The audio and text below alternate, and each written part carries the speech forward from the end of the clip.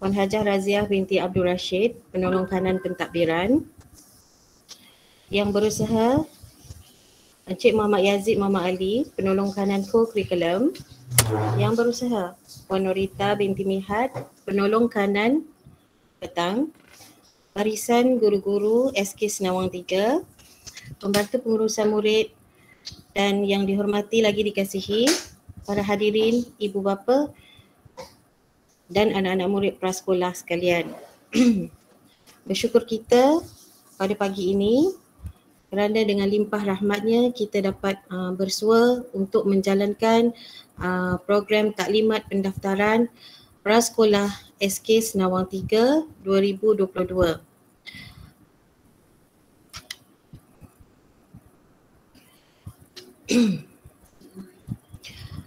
Pihak kami berasa amat bertuah kerana kita dapat berkumpul hari ini untuk meneruskan program bagi murid prasekolah SK Senawang 3, yang mana kita akan menjalankan dalam norma yang baharu disebabkan oleh situasi COVID semasa. Jadi sepatutnya taklimat ini dijalankan secara bersemuka, namun atas kekangan-kekangan yang kita hadapi sekarang ini, kita jalankan menerusi secara online ya. Okey, tanpa membuang masa, saya menjemput Puan Guru Besar untuk memberi ucapan bagi meneruskan taklimat pada pagi ini. Dipersilakan.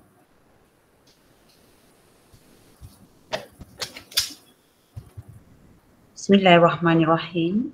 Assalamualaikum warahmatullahi wabarakatuh. Salam sejahtera, salam ABC 2.0.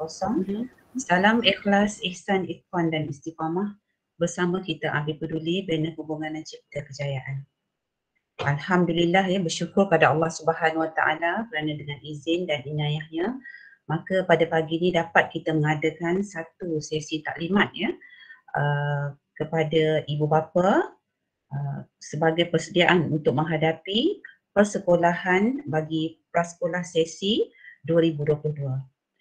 Yang dihormati Puan Hajah Raziah binti Abdul Rashid selaku penolong kanan pentadbiran, Cikgu San Kerabazaman penolong kanan hal ehwal murid, Cikgu Mak Yazid Umar Ali penolong kanan co-curriculum, Puan Norita Mihat penolong kanan petang, Puan Nur Haida selaku penyelaras prasekolah bagi sesi 2022, Cikgu Syafiza selaku guru dan juga pengurusi majlis pada pagi ini, semua guru-guru prasekolah, Cikgu Azrinawati, ya, Cikgu Fadila, semua jawatankuasa bagi taklimat prasekolah, seterusnya kepada semua ibu bapa serta anak-anak prasekolah yang dikasihi dan yang dihormati. Terima kasih ya diucapkan kepada semua ibu bapa yang hadir pada pagi ini. Kalau nak ikutkan belum sampai 50 orang penjaga lagi ya. Kita belum pun mencecah, bila saya tengok dekat ruang ni belum mencecah lagi 50. Tetapi saya mengharapkan semua ibu bapa dapat bersama pada pagi ini kerana taklimat ni adalah untuk menyampaikan kepada ibu bapa tentang persediaan bagi sesi persekolahan dan juga apa yang bakal diberi input kepada ibu bapa berkaitan dengan pembukaan prasekolah bagi sesi 2022. Namun saya mengucapkan setinggi penghargaan dan terima kasih kepada ibu bapa penjaga yang dapat hadir pada pagi ini. Kepada semua ibu bapa, taklimat ini adalah penting supaya ibu bapa lebih jelas ya akan apa yang sebenarnya yang akan dilaksanakan kepada prasekolah bagi sesi 2022 untuk makluman dan pengetahuan ibu bapa semua ya. Kita semua sedia maklum ya bahawa prasekolah ini adalah merupakan satu program yang menyediakan pengalaman pembelajaran kepada anak-anak yang berumur 4 hingga 6 tahun dalam jangka masa 1 tahun sebelum anak-anak itu masuk ke aliran perdana ya. Jadi sebelum anak-anak ini masuk ke aliran perdana, kita perlu menyediakan satu bas asas kepada anak-anak pengalaman pembelajaran sebelum masuk ke alim perdana. Ini adalah sebagai persediaan ya, dan kita tidaklah mengharapkan anak-anak ini akan 100%. Ibu bapa mengharapkan anak-anak ini akan pandai, boleh mengira, boleh membaca dan sebagainya. Tetapi andai sekiranya anak-anak itu suka ke sekolah pun itu dah satu kejayaan ya. Jadi sebab pengalaman pembelajaran sewaktu di prasekolah ni adalah untuk menyediakan anak-anak ya pengalaman macam mana suasana pembelajaran di sekolah ya. Jadi matlamat taklimat kita pada pagi ini ialah untuk mendedahkan kepada bakal murid-murid prasekolah dan ibu bapa juga suasana prasekolah ya yang sebenar. Di samping kita nak memberi penerangan kepada ibu bapa mengenai hal ehwal persekolahan yang perlu mereka ketahui ya. Okey, kita semua sedia maklum ya dalam penyediaan anak-anak prasekolah ini peranan ibu bapa adalah sangat penting ya. Kerana sekiranya tiada komunikasi dua hala, anak-anak kita tidak akan berjaya ya. Kita tidak boleh melepaskan anak-anak terus-menerus bila kita hantar ke prasekolah dah habis dah tugas kita. Jangan ya, kalau kita nak anak kita berjaya, nak anak-anak kita diberi bimbingan sepenuhnya, kita ada dua hala di sekolah dan apabila guru-guru mengarahkan memberi anak-anak ilmu dan meminta ibu bapa membimbing di rumah, ibu bapa kena bimbing anak-anak bersama ya. Kalau cikgu dah bagi tapi tak ada tindakan apa-apa daripada ibu bapa, sukar anak-anak ini akan berjaya. Kerana prasekolah merupakan satu asas basicnya di situ ya. Sebab tu ada dua halanya. Kalau kita anak-anak balik tetapi ibu bapa membiarkan saja anak-anak belajar sendiri, sukar ya. Sebab pengalaman saya ya, bila kita sebagai ibu ataupun bapa ya, bila anak-anak dalam usia 4 ke 6 tahun, otak mereka sedang subur, sedang berkembang. Dia akan terima je apa sahaja pembelajaran. Sebab itu adalah yang orang kata macam kain putih lah, yang kita nak bentuk dia, nak bagi dia pendedahan dengan disiplinnya dan sebagainya. Sebab tu saya hari ini nak menekankan kehadiran anak-anak mestilah mengikut pada masa yang kita tetapkan. Supaya kita dah disiplinkan anak ini daripada peringkat awal lagi ya. Kita tak nak nanti, kita faham ya, untuk masuk ke prasekolah ni bukan mudah. Kita mengikut ranking ya. Kita ada pemilihan dia ya, yang layak saja yang boleh masuk ke prasekolah ya. Tetapi kadang-kadang yang nak masuk ni berebut-rebut nak masuk ya tuan-tuan. Saya cakaplah dengan tuan-tuan, berebut-rebut nak masuk. Yang masam muka ada, dia tak dapat, yang marah pada sekolah ada. Tetapi bukan kita yang pilih. Semua secara ranking. Dia automatik bila kita dah masuk, dah key in dalam data, dia automatik akan terus ikut ranking dia ya. Jadi minta maaf sekiranya ada di antara kawan-kawan tuan-puan yang tak dapat. Tetapi tunggulah kalau misal kata ada rayuan dan mungkin ada murid yang tak dapat masuk ke sini, itu adalah peluang kepada yang lain lah ya. Tetapi itu pun masih ikut rankingnya ya. Dan satu lagi saya nak maklum, kadang-kadang ya kita bila sebelum dapat sesuatu, kita janji macam-macam ya. Boleh puan, boleh buat ni, boleh buat tu. Tetapi bila kita dah dapat, lupa akan janji. Minta maaf lah, saya terpaksa mengingatkan kepada ibu bapa semua yang sangat-sangat saya hormati. Sekiranya ada apa sahaja makluman daripada pihak guru ataupun pihak PPM di prasekolah, mohon ambil tindakan. Jangan kita buat sambil lewa, dah lepaskan kepada cikgu-cikgu di pra atau PPM, kita terus abaikan. Jangan. Nak anak berjaya, kita kena bersama. Ya. Nak anak berjaya, kita kena cemerlang bersama dengan anak. Kita perlu bimbing anak-anak ya. Kerana anak-anak ni ibarat kain putih, bila masuk tahun 4, umur 4 hingga ke 6 tahun ni, inilah masa yang sangat sesuai untuk kita beri pembentukan yang terbaik untuk anak-anak ya. Kalau daripada peringkat awal kita dah bagi bimbingan yang terbaik pada anak-anak, insya-Allah kita dah terap dengan anak-anak ni nilai-nilai yang baik, adab yang baik, insya-Allah ya. Macam mana pun cikgu kita, mesti hormati cikgu ya. Kerana keberkatan ilmu adalah keberkatan kita menuntut ilmu, adab kita dengan guru ya. Kita pun dulu pernah ada cikgu-cikgu kita ya. Apa yang terlontar dalam mulut cikgu-cikgu tu, itu adalah ilmu ya. Jadi kadang-kadang bila cikgu marah, bila cikgu tegur, kita harap kita faham macam mana kita menegur anak-anak, macam itulah cikgu juga menegur anak-anak di prasekolah. Kerana cikgu-cikgu ni menganggap anak-anak itu juga ada anak-anak mereka ya. Macam saya pun kalau saya tengok anak-anak di prasekolah di tahun 1 hingga tahun 6, saya anggap itu macam anak kita. Ya. Sebab semua guru melangkah je masuk ke kawasan sekolah, niat dia adalah untuk membimbing anak-anak, memberi ilmu kepada anak-anak. Ya.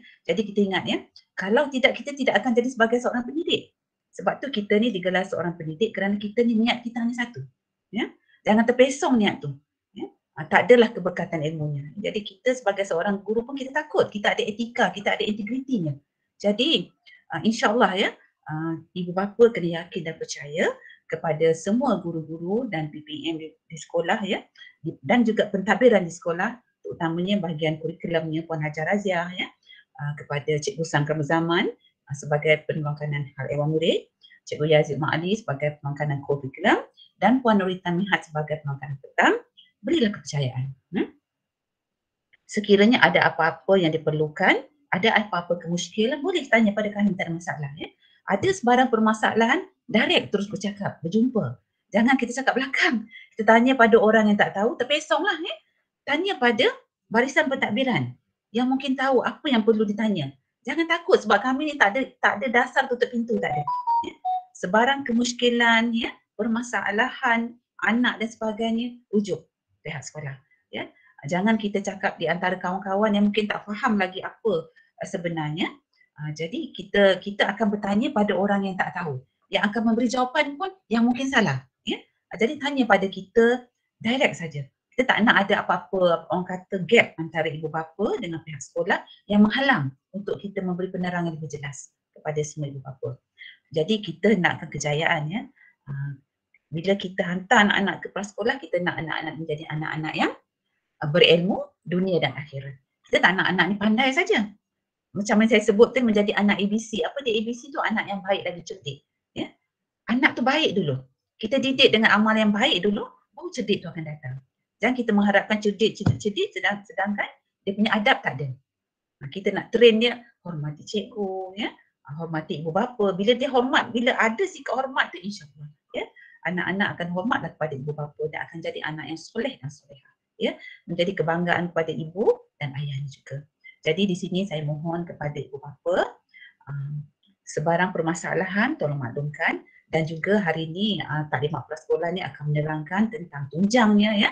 Berapa tunjang prasekolah ya, apa aspek potensi yang nak didedahkan kepada anak ini, perkembangan apa ya, perkembangan dari segi kognitifnya ya, dari segi sosio emosinya dan sebagainya ya. Sebab kadang-kadang kita bila tengok di prasekolah ni, kita nak pupuk anak-anak ni supaya dia pandai bergaul, supaya dia tidak menjadi anak-anak yang pasif, dia tidak proaktif, dia akan menyendiri. Kita tak nak. Kita nak dia supaya dia kenal kawan dia hendak berkongsi dengan kawannya dan sebagainya ya. Kadang-kadang kita kena faham bila anak-anak prasekolah ataupun tahun 1, kadang-kadang dia bila barang-barang dia tu ada pada dia tak kisah, dia akan main ambil je. Jadi ibu bapa jangan salah sangka, inilah proses anak-anak ni nak bergaul dengan kawan-kawan. Kadang-kadang dia kata curi barang tu, sebenarnya tak. Proses dia tak tahu lagi cara nak kata nak pinjam ya. Kadang-kadang yang kawan tu bagi tapi balik rumah dia kata, mak, ibu, ayah, tadi kawan ada curi barang dia. Itu adalah kadang-kadang cara dia menyampaikan, sebenarnya dia meminjamkan kepada kawannya. Ya. Jadi dari situlah cikgu nak train, nak ajar, nak didik anak-anak macam mana cara nak bercakap, nak pinjam barang, misalnya kata dia macam mana dan sebagainya. Ya. Dan satu lagi, dalam prasekolah ni kita tahu prasekolah dia tak ada bayaran. Tak ada bayaran apa-apa ya. Untung sebenarnya masuk prasekolah ni ya, bagi makan free, segala-galanya dapat free ya. Tetapi kita ada sumbangan sedikit untuk penyediaan modul. Sebab kita tak mampu nak menyediakan bahan-bahan tersebut, nanti akan diterang oleh Cikgu Haida ya.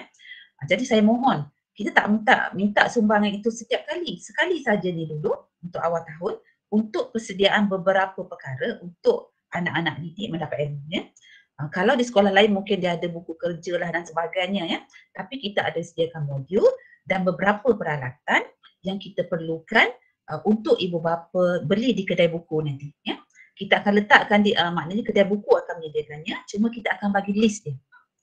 Semua barang tersebut nanti dapatkan di kedai buku. Jangan beli di luar ya, sebab ini memang kita dah maktubkan semua tu tak ada kat luar. Yang memang kita dah siapkan dalam list tu ya. Modul tu disediakan oleh guru, ya, oleh guru dan kita perbanyakkan dan kita letak di kedai buku. Jadi mohon kepada ibu bapa, ini adalah sumbangan ibu bapa untuk membeli barang-barang tersebut untuk keperluan sepanjang perjalanan pembelajaran anak-anak di prasekolah pada sesi 2022, ya. Kita nak nanti sama. Tak nak nanti kalau beri dekat luar, tengok anak-anak ni dia lain je anak prasekolah ni. Dia tengok berbeza, dia takkan nak belajar, dia akan menangis. Kenapa tak sama dengan kawan dia kata. Ya. Kenapa tak sama? Buku ni kenapa lain kawan dia lain, kita lain. Jangan ya. Jadi dapatkan di kedai buku SK Senawang 3 supaya semuanya selaras. Ya. Ini adalah sumbangan ibu bapa. Jangan pula ibu bapa cakap nanti, kenapa nak kena beli, sebab ini adalah permulaan. Semuanya kena dapatkan di prasekolah. Ya. Dan kita pihak sekolah, kita ada keuangan dari segi keuangan kerajaan, tetapi itu adalah kita beli untuk bahan bantu mengajar. Kena tahu ya, bahan bantu mengajar untuk anak-anak prasekolah. Itu adalah duit kerajaan yang kita gunakan di sekolah. Tetapi untuk permulaan ini, untuk modul, kenalah, sebab modul tu kita gunakan daripada bahan yang cikgu dah buat dan kita perbanyakkan. Ada modul dan ada beberapa peralatan lah nanti ya. Jadi mohon sangat kepada semua ibu bapa, bila dah dimaklumkan saja nanti dan bila kedai buku dah buka, dapatkan terus di kedai buku. Ya. Supaya nanti bila anak-anak masuk saja pada bulan Mac, pada 21 Mac ya, anak-anak akan rasa bersedia, semua dah lengkap dan sebagainya. Ya. Jadi saya mohon, saya pun tak nak cakap panjang ya, sebab kita tahu prasekolah ni adalah untuk anak-anak menguasai kemahiran asas. Di samping kita nak mengembangkan potensi anak-anak ini. Ya. Kita harapkan hari ini taklimat ni jelas. Sekiranya kurang jelas, mohon bertanya. Jangan kita diam je, sebab hari ini ada ruang ya untuk kita bersoal jawab dengan cikgu-cikgu, dengan PPM dan juga barisan pentadbir. Apa sahaja kemusykilan supaya kita boleh menjawab pada hari ini. Dan itu juga merupakan salah satu daripada tujuan kita mengadakan taklimat ya. Memang sepatutnya taklimat diadakan secara bersemuka. Tetapi memandangkan kes yang semakin meningkat ya, kita terpaksa mengadakan secara Google Meet ya. Kalau nak ikutkan pada tahun lepas pun sama, tapi sebenarnya kita mengharapkan kita dapat bersemuka, kerana bila bersemuka kita lebih dekat, orang cakap ya, lebih dekat dengan semua ibu bapa. Tetapi ya apa nak buat ya, perancangan Allah itu yang terbaik untuk kita semua. Adalah hikmah di sebalik segala kejadian Allah Ta'ala turunkan kepada kita ya. Jadi kita kena reda dengan segala ketentuannya. Jadi untuk ibu bapa, tahniah ya kepada ibu bapa yang anak-anaknya telah dapat masuk ke prasekolah SK Senawang 3. Yakin dan percayalah kepada guru-guru yang berada di SK Senawang 3 untuk mendidik dan memberi ilmu kepada anak-anak didik prasekolah di SK Senawang 3. Di samping kita nak menjadikan anak-anak tuan-puan bukan saja anak-anak yang cerdik, malah yang penting sekali anak-anak yang baik. Kerana anak yang baik akan menjaga ibu bapanya nanti ya. Bukan anak yang cerdik, anak yang baik dah akan menjaga kita nanti. Jadi baik datang dulu baru cerdik. Jadi kena ingat tu ya, supaya kita nak memberikan dari segi adabnya ya, sasiahnya ya, itu yang penting. Kita ibu bapa paling utama. Kita akan sentiasa mengingatkan anak-anak nanti di sekolah cakap ucap terima kasih dengan cikgu, ucap terima kasih dengan kawan-kawan ya. Jangan, maknanya sentiasa, kerana ini adalah merupakan asasnya prasekolah ni ya. Okey. Jadi tahniah kepada ibu bapa dan tahniah kepada anak-anak prasekolah, anak-anak cilik, anak-anak baik, lagi cerdik ya, yang telah dapat memasuki prasekolah SK Senawang 3. Semoga insya-Allah dengan dengan doa ibu bapa, dengan doa guru-guru dan semua warga sekolah di SK Senawang 3, anak-anak prasekolah bagi sesi 2022 akan menjadi anak yang baik dan cerdik, cemerlang dunia dan akhirat, insya-Allah ya. Jadi saya mohon maaf banyak-banyak sekiranya ada keterlanjuran kata, mohon maaf banyak-banyak. Jadi saya serahkan kepada pengacara majlis dan seterusnya kepada Cikgu Haida untuk menerangkan dengan lebih lanjut beberapa perkara tentang prasekolah ya. Sekian, wabillahi taufiq wal hidayah, wassalamualaikum warahmatullahi wabarakatuh. Sekian, terima kasih.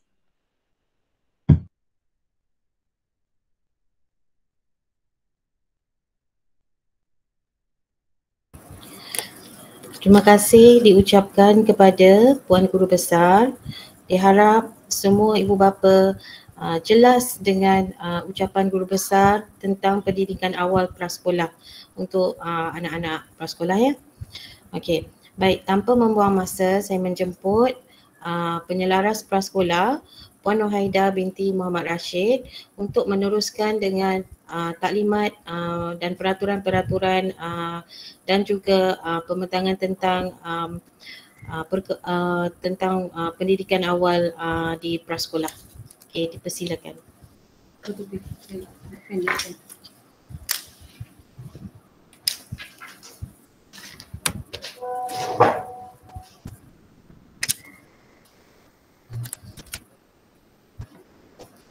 Bismillahirrahmanirrahim. Assalamualaikum warahmatullahi taala wabarakatuh. Yang berusaha, terima kasih kepada pengerusi majlis Cikgu Syafiza, yang berusaha Puan Guru Besar kita Puan Nur Mamisah binti Abdul Rahman, yang berusaha di Guru Penolong Kanan kita Cikgu Hajar Razia, yang berusaha Guru Penolong Kanan Kurikulum kita Cikgu Muhammad Yazid, Penolong Kanan Petang kita Cikgu Puan Nurita, guru-guru, guru agama, ustazah yang ada, guru, lepas tu pembantu pengurusan murid kita Puan Nur Hidayah dengan Puan Aisyah, kepada semua ibu bapa yang dapat bersama kita pagi ini, saya ucapkan banyak-banyak terima kasih, dan kepada semua anak-anak prasekolah yang akan bersekolah di prasekolah SK Senawang 3. Tahniah ya, saya cikgu ucapkan kepada semua, dan ucapan selamat datang kepada semua. Kita akan berjumpa nanti pada bulan Mac. Okey. Cikgu akan teruskan kepada taklimat saya akan teruskan, iaitu program prasekolah ya. Program prasekolah, okey, next.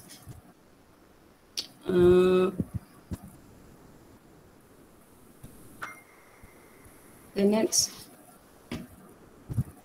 Okey, kita sentuh dulu ya matlamat prasekolah. Matlamat prasekolah ni kita gunakan satu Malaysia, iaitu di bawah prasekolah ni di bawah Kementerian Pendidikan Malaysia.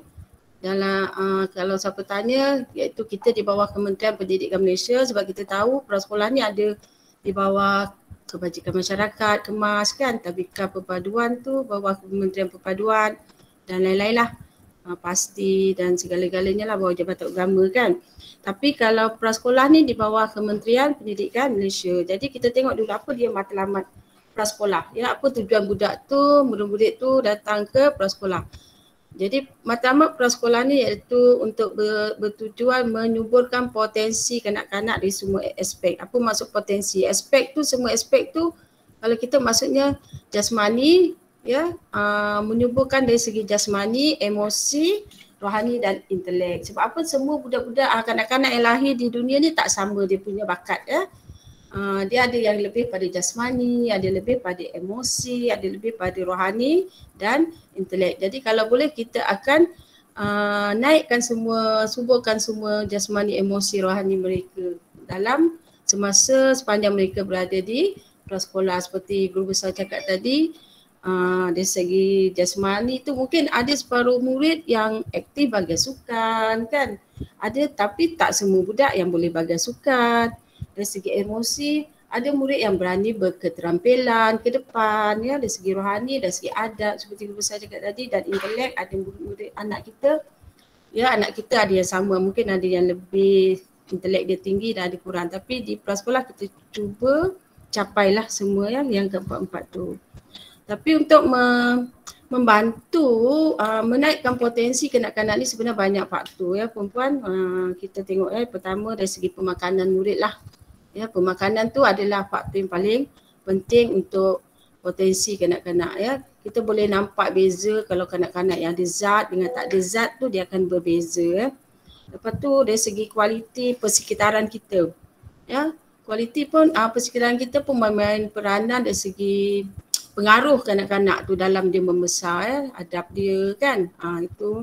Lepas tu dari segi rangsangan kita sendiri sebagai parent ya, sebagai selain guru besar kata kita jangan harapkan kepada sekolah saja ibu bapa tu lebih memainkan peranan. Kita cuma macam memupuk dia yang kita nampak untuk kita upkan dia ke depan. Ya, dari segi rancangan. Sebab tu kalau di peringkat umur 4 hingga 6 tahun ni kita kena banyak bagi galakkan. Jangan kita dropkan dia kalau dia nak bertanya. Memang taat tu dia banyak bertanya dan kita kena banyak bagi rancangan lah. Lepas tu hubungan kita keluarga. Maksud hubungan kita dengan suami, dengan isteri, dengan anak-anak. Itu pun sebab peringkat dia pun nak 1 hingga 4, 5, 6 tu dia tengah nak orang kata macam kita tanam pokok, kita pun nak letak baja. Kalau baik baja kita, baiklah pokok kita. Macam itulah ibaratnya ya. Lepas tu okay, untuk menumbuhkan potensi kanak-kanak ni dari segi suasana pembelajaran juga memain peranan penting dan rakan sebaya mereka. Okay, matlamat prasekolah yang kedua iaitu untuk menguasai kemahiran asas. Ibu bapa tahulah kemahiran asas ni iaitu membaca, menulis, mengira dan sekarang ada menakul. Membaca, mengira, menulis. Ya, dan yang keempat ialah menakul. Menakul tu maksudnya murid boleh membuat keputusan sendiri. Maksudnya jangan selalu guna ayat tak tahu. Kita kena rangsang dia untuk apa tindakan dia yang dia boleh buat kalau dia ada masalah. Ya, membaca, menulis. Untuk zaman sekarang kalau kita anggap bila 6 tahun tu budak masuk menulis tu psikomotor, kita panggil yang tangan tu psikomotor halus ya, perempuan dia dah matang. Kita jarang jumpa kalau budak 6 tahun tu dia masih memegang pensel dengan cara yang tak betul lah. Tapi ada tak ramai. Di situ kita akan cuba bantu apabila di prasekolah. Okay, matlamat prasekolah yang seterusnya yang ketiga itu memupuk sikap positif. Sikap positif sebagai persediaan di tahun 1. Maksudnya perempuan tahu kan kalau ada yang tak pernah sekolah, apa berlaku pada tindakan budak tu. Of course masuk pagar pun dia dah takut sebab budak memang dia akan takut tengok dengan bangunan yang besar, orang yang ramai sebab dia punya life dia dalam persekitaran keluarga. Jadi sekurang-kurangnya bila dia dah masuk di prasekolah dia dah nampak okey bangunan besar macam mana, orang ramai macam mana. Jadi bila dia masuk ke tahun 1 nanti kita akan mengurangkan sikap yang kita menangis, tak nak masuk kelas. Biasa budak akan suka bila nak sekolah sebab apa? Pertama dia bukan suka nak belajar, suka nak jumpa kawan. Ya. Tapi bila jumpa kawan dia suka, dia akan rasa setiap hari nak ke sekolah. Itu yang pertama. Yang kedua, bila dia ada persekitaran yang bagus, dia akan mendorong murid lebih suka positif untuk ke sekolah. Okey, kita tengok itu bawah matlamat prasekolah kita ya. Kita tengok seterusnya, saya cuba ringkas saja. Okay, kita tengok pada visi. Visi ni apa tadi? Matlamat ni dah visi pula Okey, visi ni iaitu apa yang kita nak capai dalam matlamat kita tadi dalam tempoh jangka masa yang panjang. Maksudnya bukannya dalam tempoh setahun je budak tu di prasekolah. Ya, apa yang kita dah cuba bagi baja di prasekolah tu dia akan terus menerus sampai ke dewasa seperti yang guru besar cakap tadi, kita tanamkan adab tu nombor 1. Ya, bila budak ada je adab, buat apa pun akan jadi. Ya, bila dia ada adab kita tak perlu suruh dia macam nak basuh pinggan, nak kemas selipar, itu. Sebab tu adab tu menjadi faktor utama dalam pendidikan anak-anak kita. Jadi dalam visi untuk jangka masa panjang, apa yang nak dicapaikan di prasekolah itu untuk kita melahirkan murid prasekolah yang keluar daripada prasekolah tu adalah murid yang akan jadi murid yang cemerlang, gemilang dan terbilang. Itu harapan daripada Kementerian Pendidikan Malaysia. InsyaAllah kita sama-samalah ya perempuan. Yang seterusnya misi. Misi ni pula lebih pada fungsi ataupun tujuan apa yang kita nak penuhi dalam pendidikan prasekolah, iaitu kita memberi peluang pendidikan yang seimbang dari segi jasmani, emosi, rohani, intelek dan sosial. Sebab apa di prasekolah semua dari segi jasmani kita akan ada ajar, emosi, rohani, intelek. Kita nampak benda tu mudah tapi sebenarnya untuk kita masukkan dalam jiwa budak-budak tu sebenarnya susah. Kita rasa kita senang je ajar lompat-lompat. Tak, perempuan jangan salah sangka. Ada budak yang umur 6 tahun lompat pun tak boleh. Kita ada cara melompat macam mana. Bukan main lompat-lompat bukan. Itu kita nampak macam budak tapi bila budak tu melalui pendidikan sebenarnya dia ada cara dia yang melompat yang betul. Contohlah saya beritahu macam tu. Dari segi rohani. Itu misi kita dalam tempoh masa setahun mereka di prasekolah. Okey, seterusnya. Okey, apa yang kita gunakan semasa kita sebagai guru untuk menguruskan prasekolah ni, kita ada satu buku yang dibekalkan oleh kerajaan ataupun di bawah kementerian, iaitu Garis Panduan Pengurusan Prasekolah. Jadi kita tertakluk pada buku ni dan kita follow apa yang diarahkan di dalam buku ni dalam kita menguruskan prasekolah. Itu buku yang mesti digunalah dan diguna pakai dan sahlah di sisi Kementerian Pendidikan Prasekolah. Kita ada cara dia mengikut buku. Okay, next. Okay, kalau perempuan yang pernah ada anak di Prasekolah Senawang, waktu persekolahan kita iaitu 7.30 hingga 11.30. Mana-mana prasekolah satu Malaysia, waktu pembelajaran ni ialah 4 jam. Kecuali mungkin kalau pasti tu saya tak pastilah ya, pasti ke Jabatan Agama ke saya tak pasti. Mungkin dia ada slot lain lah tambahan bawah dia. Tapi di bawah Kementerian Pendidikan Malaysia, pergi je mana-mana, tak kira dia start pukul berapa, tempoh dia 4 jam termasuk waktu rehat dan persediaan penutup. Jadi di Prasekolah Senawang kita bermula 7.30 pagi sehingga 11.30 pagi daripada Isnin hingga Jumaat. Kalau untuk ibu bapa yang anak pertama sekali, anak sekolah ataupun anak sulung, ini tempoh kita. Kalau siapa yang dah ada pengalaman mungkin tak ada masalah. Tahun ni kita tak ada perubahan, tukar waktu lain lagi. Okay, seterusnya. Okey, ini saya tunjuk sikitlah jadual waktu murid-murid yang akan ke sekolah pada Isnin hingga Jumaat. Murid akan datang biasa dalam 7.20 ataupun mungkin awal sikit sehingga 7.30 dia hadir dan kita ada sarapan pagi. Kalau ibu bapa yang bekerja, kalau kata tak sempat nak bagi sarapan, insya-Allah kita ada sarapan dan kita ada air Milo lah biasanya untuk murid tu alas perut di waktu pagi. Dan 7.30 hingga 11.20 iaitu waktu mereka pengajaran dan pembelajaran, dan waktu rehat nanti kita dalam tempoh tu dia ada waktu rehat yang kedua.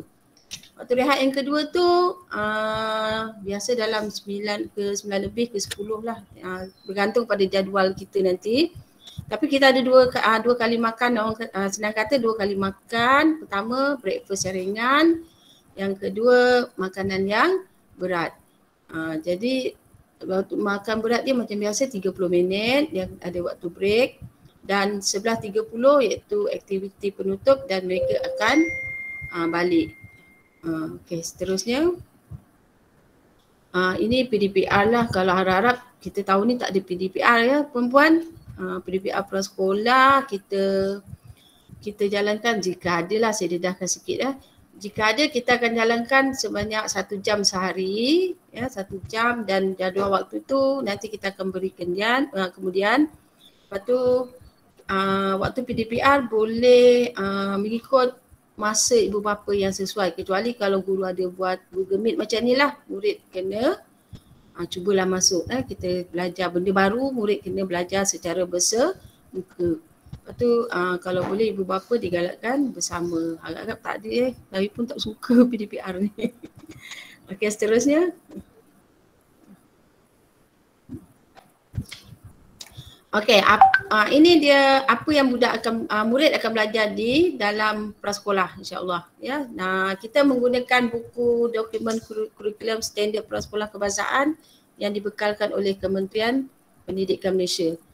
Kita akan guna buku ni daripada A sampai Z, apa yang kita nak ajar kepada murid sepanjang setahun berada di prasekolah, dan kalau boleh sukatan ataupun kemahiran yang diberi kita kena habiskan dalam tempoh setahun. Maksudnya kena dicapai oleh murid-murid. Okay, seterusnya. Itu rupa dia buku yang mesti orang kata macam Quran lah. Macam Quran, kalau kita mengaji kita ada Quran kan. Jadi kami untuk mengajar, ini kira buku kami.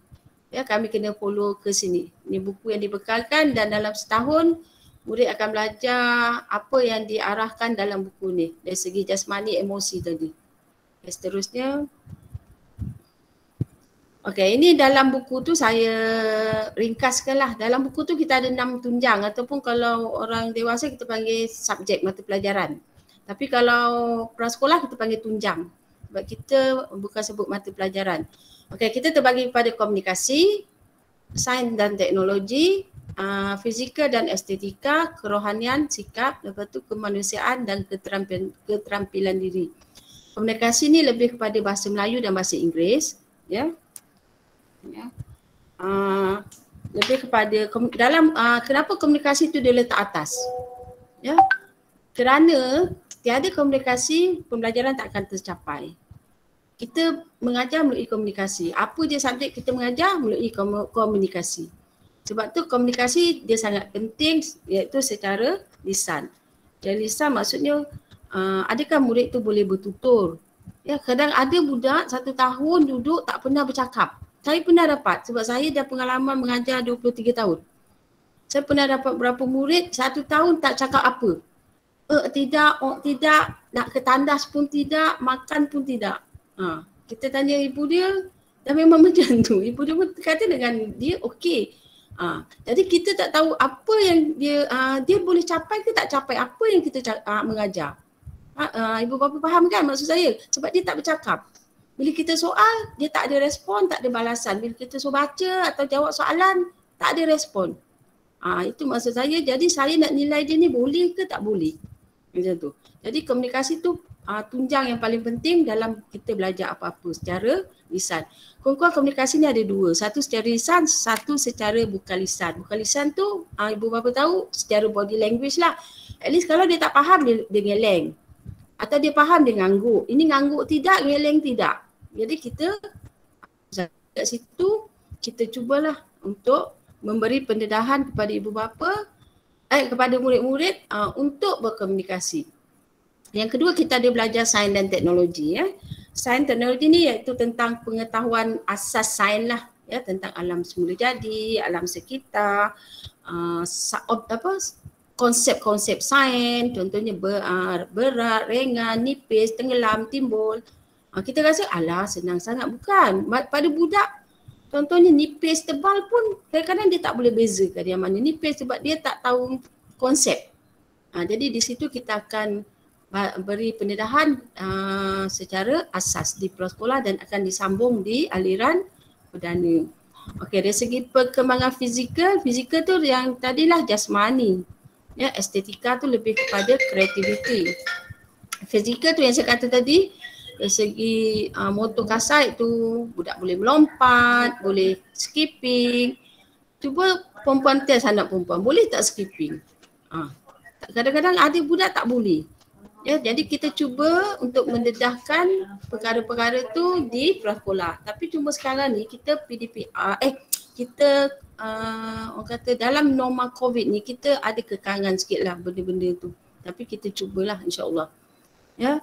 Lepas tu di prasekolah juga dia ada kerohanian, sikap dan nilai, iaitu dari segi rohani lah. Iaitu ni lebih kepada subjek agama dan kita alhamdulillah ada guru agama di setiap kelas untuk mendedahkan subjek agama. Dan kemanusiaan ni lebih kepada cara budak bergaul dengan masyarakat, keliling dan keterampilan diri. Okey, ini dia ada 6 tunjang yang kita panggil yang akan murid dedah, yang guru-guru akan dedahkan kepada murid-murid berdasarkan kemahiran dalam buku yang saya tunjukkan sebelum tu. Dalam buku tu inilah benda yang dia ada. InsyaAllah Okey, seterusnya. Okey, pengajaran dan pembelajaran. Apa dia maksud pengajaran pembelajaran? Iaitu bila budak tu duduk di prasekolah, apa aktiviti dia di dalam prasekolah tu. Okey, budak belajar dia ada beberapa cara di prasekolah. Pertama, belajar melalui bermain. Ya, belajar melalui bermain. Konsep kita mesti budak main je kan dalam tu kan? Tak dia sebenarnya bukan macam tu. Ya, dia bukan macam tu. Kalau cuba ibu bapa suruh budak belajar, boleh tak dia dalam 10 minit dia concentrate belajar? Of course tak boleh, betul? Mesti tak boleh sebab budak 6 tahun dia memang takkan concentrate lebih daripada 10 minit. Ya. Jadi apa maksud belajar melalui bermain? Maksudnya kita sambil budak tu main, dia belajar. Ya, dia belajar. Contoh, saya bagi contoh, kalau perempuan kenal plasticine, tapi kita tak sebenarnya tak digalak pakai plasticine, Play-Doh. Kita ganti dengan Play-Doh. Plasticine. Okey, cuba bagi anak plasticine, suruh dia katakan bahagi 2, tengok dia boleh tak bahagi kepada 2? Bahagi kepada 3, tengok boleh tak dia bahagi pada 3? Itu maksudnya kat situ sambil kita suruh dia ajar bahagi 2 tu, kita memperkenalkan konsep 2. Tapi dalam pada masa yang sama kita suruh dia main, golek-golek benda tu. Lepas tu bila, ataupun kita gunakan Play-Doh atau plasticine, suruh dia buat panjang satu, pendek satu. Contoh, boleh tak dia membezakan yang mana panjang, yang mana pendek? Itu maksudnya dia bermain sambil mengenal konsep panjang, pendek. Kita tak boleh cakap contoh boleh. Saya bagi contoh lah apa maksud bermain. Jangan kita kata, main. Tak nak macam tu. Ya, perempuan Okey, yang kedua kita ada secara bertema. Bertema ni kita bagi tema. Tema contohnya keluarga saya, diri saya, buah-buahan, yang biasa-biasalah, sayur-sayuran, ya, kenderaan udara. Itu maksudnya bertema. Kita jalankan tema ni bergantung pada tema. Kalau tema tu rasa panjang, kita akan jalankan 2 minggu, 3 minggu. Tapi kalau tema tu rasa macam mudah, kita akan jalankan dalam masa 1 minggu. Minggu depan kita akan tukar kepada tema yang baru. Okey, yang ketiga kita menjalankan, kita murid belajar secara berasaskan projek. Projek ni, contohlah projek ni kita kalau projek yang besar kita akan melibatkan ibu bapa, ya, Kalau projek yang base saja kita akan jalankan di dalam kelas saja. Contoh kalau projek yang besar, kalau saya contohlah saya buat macam program 3R. Ya, 3R. 3R tu memang kena melibatkan ibu bapa untuk membantu dan benda tu kita ada bagi tempoh. Itu pendekatan berasaskan projek. Nanti jangan kata, cikgu ni nak apa. Sebenarnya dalam budak buat tu budak belajar. Ya? Jadi sebab tu guru besar dah cakap awal-awal tadi, kita kalau bila dapat support pada ibu bapa, kita akan nampak murid tu akan lebih ke depan daripada murid yang tak dapat support ibu bapa. Itu pengalaman saya yang dah 23 tahun mengajar. Lain, budak yang dapat support daripada ibu bapa dia, memang budak tu akan lebih ke depan sikit. Itu. Okay, yang seterusnya pendekatan bersepadu, maksudnya dalam pada kita mengajar BM Bahasa Melayu tadi, kita boleh masukkan unsur rohani, agama. Itu maksudnya pembelajaran bersepadu. Yang kelima, okey, flip classroom. Flip classroom ni saya kena terangkan sikit. Maksudnya flip classroom ni satu kaedah baru yang dia perkenalkan kepada prasekolah sekarang. Flip classroom ni kalau dulu zaman kita belajar dulu, ilmu tu dapat daripada guru akan beri kepada murid dan murid baru akan sampai kepada ibu bapa. Ya. Tapi dalam flip classroom ni dia dah berubah. Dia learn before learn. Maksud murid dah belajar dulu sebelum belajar. Apa maksud murid dah belajar dulu sebelum belajar? Ya, dalam flip classroom. Saya dah kata kalau tradisional cara kita dulu guru yang bagi je semua.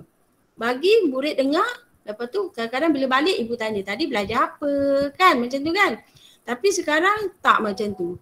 Dah zaman sekarang kita tak belajar macam tu. Kita lebih kepada sekarang flip classroom tu maksudnya ilmu tu murid akan dapat daripada ibu bapa dulu. Ya, dia akan dapat pada ibu bapa. Contoh saya bagi tajuk keluarga.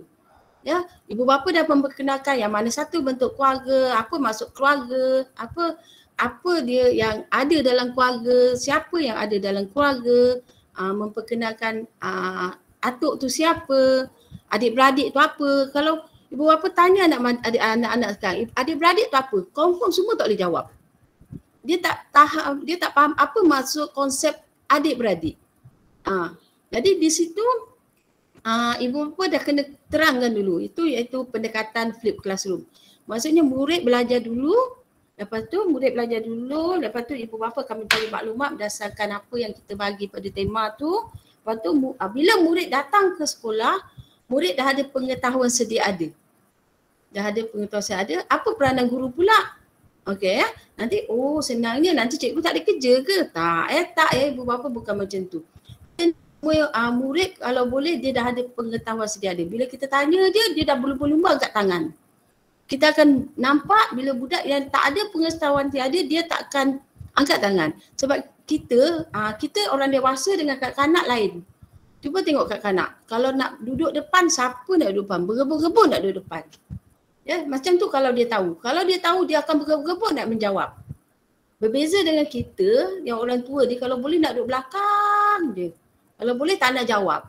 Tu kita. Tapi sebab tu di kanak-kanak dia kena flip classroom, maksudnya budak kena tahu dulu. Ya, bila budak tahu dulu, bila di kelas kita just memberi rangsangan, menyoal dan memberi aktiviti guru. Semasa memberi aktiviti, guru kena memikir aktiviti berdasarkan tajuk yang diberi. Ya. Jadi bila budak dah ada pengetahuan sejadah, kita nampak kat situ dia akan seronok. Bila dia tak tahu nak jawab, dia tak akan seronok nak sekolah. Sebab apa? Dia tak tahu apa-apa. Samalah macam kita. Kita akan nampak anak kita bila dia rasa boleh mencapai apa-apa, nampak tak dia punya reaksi, dia akan seronok. Tadi kan kakak boleh jawab ni, kakak boleh jawab ni, abang boleh jawab ni, betul tak? Ya? Samalah dengan prasekolah macam tu juga.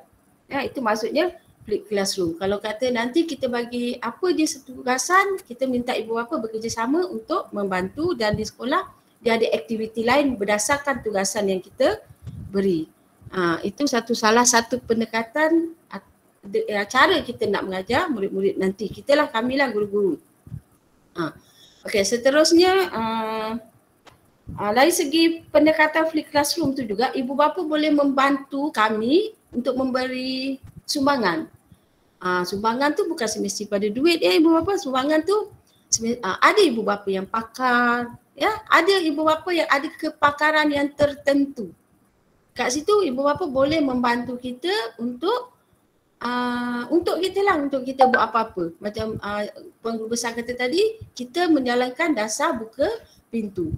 Ya, dan secara profesional lah. Jadi saya pernah kita kan kalau dulu kalau tak ada COVID ni, kita ada macam-macam program prasekolah kan. Salah satu program ialah macam agama kan, kita ada pertandingan. Dari segi jasmani kita ada sukan, bola jaring, futsal. Dekat situ dulu saya banyak dapat bantuan. Dapatlah futsal, kita perempuan kan tak berapa nak pandai ajar secara teknikal maksudnya. Ya, ajar secara teknikal. Saya dapat sumbangan kepakaran daripada ayah lah. Ada 2 orang. Memang dia ajar murid saya sampai saya boleh Johan Negeri. Sebelum tu, Johan Negeri untuk futsal. Tapi bukan usaha saya kata. Usaha tu daripada ayah tu. Dia punya bersungguh-sungguhnya membantu kita dalam menyumbang kepakaran dia. Alhamdulillah lah masa tu. Okey ya ibu bapa.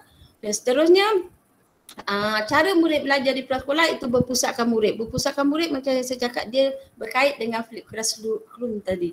Maksudnya budak akan lebih membuat aktiviti. Sebab sekarang bukan konsep guru bagi lagi. Bukan guru bercakap, budak dengar. Tak. Budak yang akan banyak buat dan kita cuma membantu dan membimbing dan menunjukkan jalan yang betul dalam belajar dia. Okay, dan seterusnya cara mereka belajar di prasekolah itu berdasarkan kepelbagaian kecerdasan. Kecerdasan tu kita akan belajar berdasarkan apa yang budak pandai. Ya, contoh ada budak dia pandai muzik. Ya, kalau yang pandai muzik dia akan lebih sukalah bila saya belajar muzik, dia suka. Ada murid dia lebih suka seni. Kat situ dia excited, nanti macam-macam gambar dia akan melukis. Okay. Kita akan gabungkanlah semua tu dalam tempoh setahun kita mengajar murid-murid. Okay, seterusnya. Okey, ini pengajaran.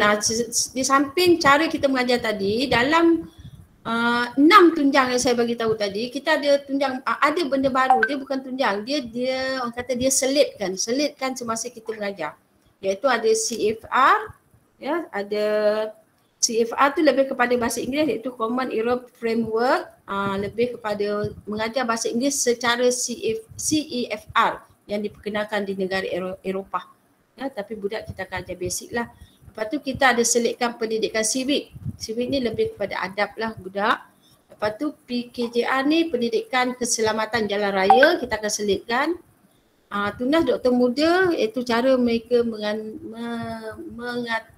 menanganilah kesihatan mereka, kebersihan diri mereka. Kita sebut doktor muda nak kasih sedap sikit lah ayat tu. Tapi at least budak boleh membezakan kebersihan, cara makan yang baik. Itulah maksud dia. 3R tu program recycle lah, recycle, reuse dan reduce tu. Dan peers ni di sini peers ni maksudnya kalau darjah apa kita panggil pendidikan apa seksual, tapi bukan kita ajar seksual, kita mendedahkan mereka dari segi alat-alat. Kita kena sebut benda tu. Kita tak boleh sebut ber tak boleh. Kita kena sebut, saya minta maaf lah, saya terang dulu nanti apalah cikgu ni ajar cakap lucah. Tak. Memang kita kena sebut macam tu. Contohnya kalau lelaki kita kena sebut zakar, kita tak boleh sebut ber macam tu. Ya, dalam peers. Kalau dada kita perempuan, kita kena sebut buah dada, dan di situ kita kena ajar batas-batas antara lelaki yang boleh tak boleh. Jangan nanti ibu bapa tu pandai bila kita mendedahkan benda tu, ibu bapa kata kami mengajar benda yang tak elok. Tidak. Cuma mungkin cara murid menyampaikan kepada ibu bapa dah jadi bertukar. Itu. Okey, seterusnya. Itu dia orang kata kitab lah, kitab rujukan kita yang tadi yang saya sebut tadi. Okey, seterusnya. Okey, ni peruntukan waktu kita ada 6 tunjang saya kata tadi. Dalam seminggu bahasa Melayu mesti saya jalankan selama 60 minit iaitu 1 jam. Bahasa Inggeris saya mesti jalankan 60 minit selama 1 jam. Aktiviti luar saya mesti jalankan selama 120 minit untuk 1 minggu. Biasa kita akan pecahkan macam itulah. Lepas tu pendidikan Islam ada 2 jam. Aktiviti luar tu lebih kepada jasmani ya. Pendidikan Islam kita ada 2 jam seminggu. Dan matematik awal kita ada 40 minit seminggu. Dan pembelajaran bersepadu tu ada 800 minit seminggu. Bersepadu tu maksudnya kita boleh gabungkan daripada 6 tunjang tu dalam satu slot macam tu. Jadi dalam seminggu murid belajar selama 1200 minit. Okey, seterusnya. Okey. Saya nak beritahu penilaian murid. Di prasekolah memang tak ada peperiksaan. Kita ada akta tidak boleh menjalankan peperiksaan. Salah. Ya, kalau kita menjalankan peperiksaan kita salah. Tapi macam mana kita nak menilai murid? Ya, macam mana? Sebab sekarang pun UPSR dah dimasukkan, PT3 pun dah dimasukkan. Ini kan pula budak 6 tahun kita nak bagi peperiksaan. Lagilah menyalahi. Ya, sebab budak tu sedang belajar. Dia sedang belajar, kita tak boleh nak judge dia boleh ke tak boleh. Sebab dia budak belajar bukannya dalam masa 1 bulan, 2 bulan, seminggu. Dia bersambung-sambung. Ya, kalau dia tak dapat setahun, mungkin dia akan dapat di tahun 1. Sebab setiap anak tak sama dia punya pencapaian. Ya, tapi macam mana cikgu kami nak menilai murid?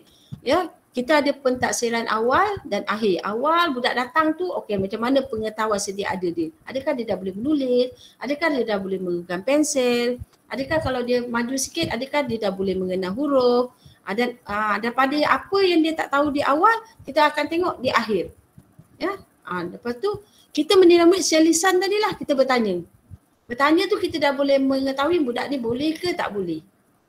Bolehkah dia bertutur secara beradab? Bolehkah dia bertutur secara berstruktur? Ataupun dia bertutur secara kampung dia orang kata. Kat situ kita kena bimbing. Ya? Lepas tu dari segi lembaran kerja ni masuk latihan yang diberi. Adakah murid buat latihan yang kita beri? Kalau murid buat, maksudnya dia faham. Biasa macam tu. Kalau dia tak buat, kosong, tak tulis apa-apa, dia tak tahu apa-apa maksudnya. Kat situ kita akan menilai dia. Dan yang keempat, dari segi kita memerhatikan tingkah laku dia sepanjang dia berada di prasekolah. Jadi itu penilaian orang kata peksa lah, peksa. Orang sebut peksa senang faham kan? Tapi kita sebut penilaian prasekolah sepanjang dia berada di prasekolah. Ada 4 cara. Okey, seterusnya. Okey, kita akan bagi, dia tak bagi makan 80%, 100%, 50%, tak perempuan. Kita bagi ikut penguasaan. 1, 2, 3. 1 tu maksudnya budak tahu sahaja. Tahu basic, asas saja. Yang kedua, budak tahu dan boleh gunakan benda tu.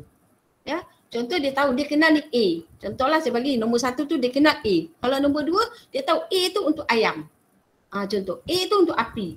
Itu kita akan skorkan dia kat situ. Dan yang ketiga, dia boleh menggunakan pengetahuan tu dengan satu situasi baru. Maksudnya dengan kreatif. Lepas tu daripada A tu dia boleh kembangkan jadi A awan, A akar, A itu maksud dia macam tu. Kita bagi 2 tapi dia boleh bagi kita 5. Perempuan faham kan? Ibu faham itu. Jadi kat situ kita tak bagi dia markah peratus ya, ataupun ABC tidak. Okey, seterusnya. Okey, apa yang kita nilai budak tu tadi sepanjang setahun tu kita akan rekodkan dia. Pertama kita akan rekodkan dia dalam SMPK. SMPK ni kami secara online lah. Online ni dia akan link kepada kementerian semua. Ya, dalam SMPK iaitu Sistem Maklumat Prasekolah Kebangsaan, panjang dia. Dalam tu kita dah ada nama murid, siapa, kita dah bagi skor kat situ. Lepas tu IPPK pun sama. IPPK iaitu Instrumen Pentaksiran. Pentaksiran tu penilaian lah Prasekolah Kebangsaan. Kita akan masukkan situ skor dia. IKMTS ni biasa untuk budak 6 tahun iaitu adakah mereka bersedia daripada itu untuk ke tahun 1. Ya?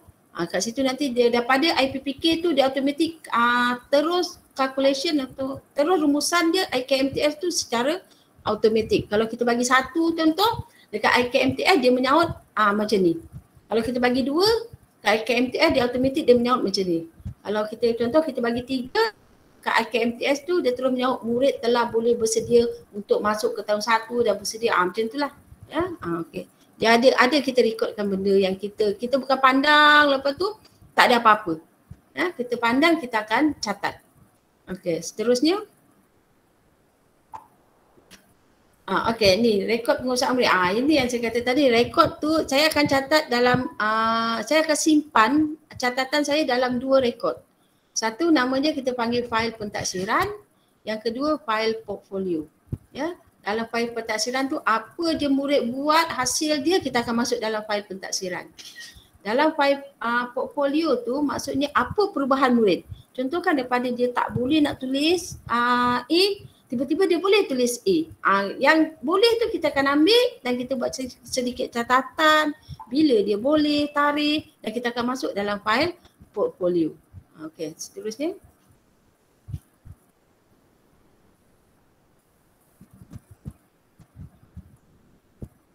Okey, ini kita tengok perancangan program prasekolah 2022 jika diizinkan kalau tak ada apa-apa, tak ada COVID, tak ada, kita ada norma dia kan yang kita kena follow. Tapi kita merancang je lah dulu, kita merancang dan kalau kita boleh on, kita on insya-Allah. Okey, seterusnya. Okey, apa yang kita rancang sepanjang setahun, kita akan ada sambutan hari lahir kanak-kanak. Ibu bapa boleh menyumbang ya. Kalau ibu bapa rasa nanti bulan depan jadi nak bagi boleh. Nak bagi kek, nak bagi goodies boleh. Tapi goodies tu kita tak galakkan makanan tak berkhasiat. Kita galakkan makanan yang berkhasiat ataupun yang selain daripada yang tak berkhasiat lah kalau ibu bapa nak bagi macam catatan terpulang. Tapi kalau berhajat nak bagi goodies, elakkan macam gula-gula. Dan tapi kita sendiri akan buat juga di prasekolah. Kalau kata ibu bapa bagi kek, kita pun ada kek. Tapi kita bukan buat by individu. Ya, kita ada lah, mungkin kita kelompok-kelompokkan murid tu. Okey. Tapi kalau ibu nak buat by individu, ibu bapa boleh berurusan dengan guru-guru. Bulan saya nak bawa ni, boleh, tak ada masalah. Okey. Yang kedua program kita akan adakan gotong royong prasekolah dengan bersama ibu bapa insya-Allah. Lepas tu kalau ada sukaneka prasekolah ya, seterusnya sambutan hari guru murid dengan guru. Program kerjasama dengan ibu bapa kita ada buat adalah nanti kita lepas tu sambutan hari raya insya-Allah. Kalau ketangan ya. Lepas tu sambutan hari kebangsaan, sambutan hari kanak-kanak, sambutan hari apresiasi ni hari akhir tahun lah. Lepas tu insya-Allah kita ada buat jamuan perpisahan dengan murid dan jika diizinkan biasa kita ada buat lawatan sambil belajar dengan izin ibu bapa insya-Allah. Okey, seterusnya. Okey, peraturan ke sekolah. Kehadiran murid adalah wajib kalau tak ada COVID lah ya, wajib. Walaupun dia perang kalau boleh. Kalau tak ada masalah kesihatan, datangkanlah murid tu ya. Yang kedua, ketidakhadiran perlu disertakan dengan sijil sakit jika dia ada sijil sakit ataupun ada bersurat ataupun ibu bapa boleh berhubung dengan atau PPM lah pembantu. Untuk kita maklumlah kalau dia lama sangat tak datang. Okey, untuk laluan kehadiran, kalau ibu bapa dah biasa, murid datang dan balik menggunakan pintu pagar kedua yang ada di depan yang dijaga oleh pengawal keselamatan. Lepas tu, untuk sekarang, ibu bapa tidak perlu menghantar murid sampai ke dalam kelas. Macam dulu, boleh kan kita tunggu sekejap, hantar kan? Tapi sekarang tak boleh. Jadi macam mana kalau budak menangis-nangis kat pintu pagar tu, macam tu. Saya pula dululah pengalaman saya kalau nak hantar anak, seminggu tu saya dah bawa dah depan sekolah tu. Sebab dia tak sama sekolah saya kan, saya dah bawa ini sekolah abang sekolah adik saya dah beritahu saya setiap hari. Nanti jangan nangis tapi alhamdulillah lah berjaya pula teknik saya tu. Kalau ibu bapa rasa anak tu rasa besok takut, cubalah macam tu, insya-Allah boleh. Seterusnya, murid yang lewat balik. Murid akan keluar di pondok jaga depan, pondok keselamatan. Murid tu dah 11.30 dia dah keluar. Jadi ibu bapa boleh mengambil anak di luar pagar, dan jika anak-anak lewat balik, pihak sekolah tidak bertanggungjawab apa yang berlaku kepada murid. Kalau kata dia tunggu sambil tu dia main-main, lompat-lompat, dia jatuh kan. Kalau dia apa-apa berlaku tu kita tidak bertanggungjawab. Tapi kita bukannya lepas tangan. Kadang-kadang benda ni nak berlaku kan, dalam pada kita pusing kepala pun dia boleh tergantuk. Okey. Seterusnya. Okey, pakaian. Pakaian yang sedia maklum, baju putih. Baju putih dan seluar biru. Baju putih saya minta para ibu bapa, anak lelaki, anak perempuan belikan yang berkola. Saya tak nak yang bulat round net tu, dia tak nak. Kalau boleh berkola. Berkola tu dia lebih nampak kemas dan cantik. Kalau perempuan nak pakai tangan panjang boleh, tangan pendek pun boleh. Tudungnya putih. Seluarnya seluar sukan biru gelap. Biru gelap sama seperti kain sekolah murid darjah 1 darjah 2. Ataupun sama seperti seluar murid lelaki. Color tu. Saya tak nak color hitam, color apa. Kita nak plain kosong. Biru gelap kosong. Sama seperti baju di aliran perdana. Macam mana warna kain di sekolah darjah 1 tu sama. Kita tak nak ada yang ada belang-belang, ada sedikit tulisan. Kalau boleh beli yang kosong saja. Ibu bapa stokin hitam dan kasut pun hitam. Okey, seterusnya.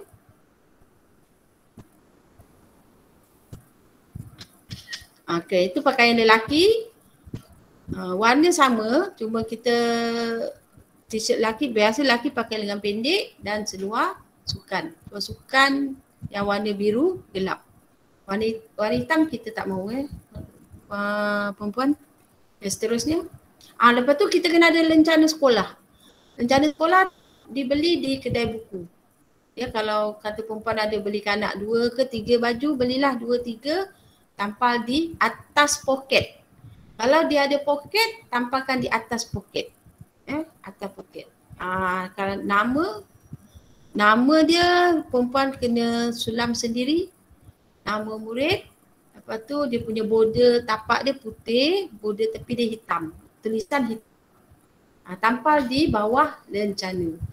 Okay, macam itulah rupa murid yang jika dia datang ke sekolah nanti, yang bertudung, tak bertudung dan murid lelaki. Okay, seterusnya. Okay, masalah kesihatan. Kalau anak-anak ada masalah kesihatan seperti alergik, asma, ada pernah masalah jantung, masalah operation, ibu bapa boleh berhubung dengan pembantu untuk bagi tahu supaya kami alert.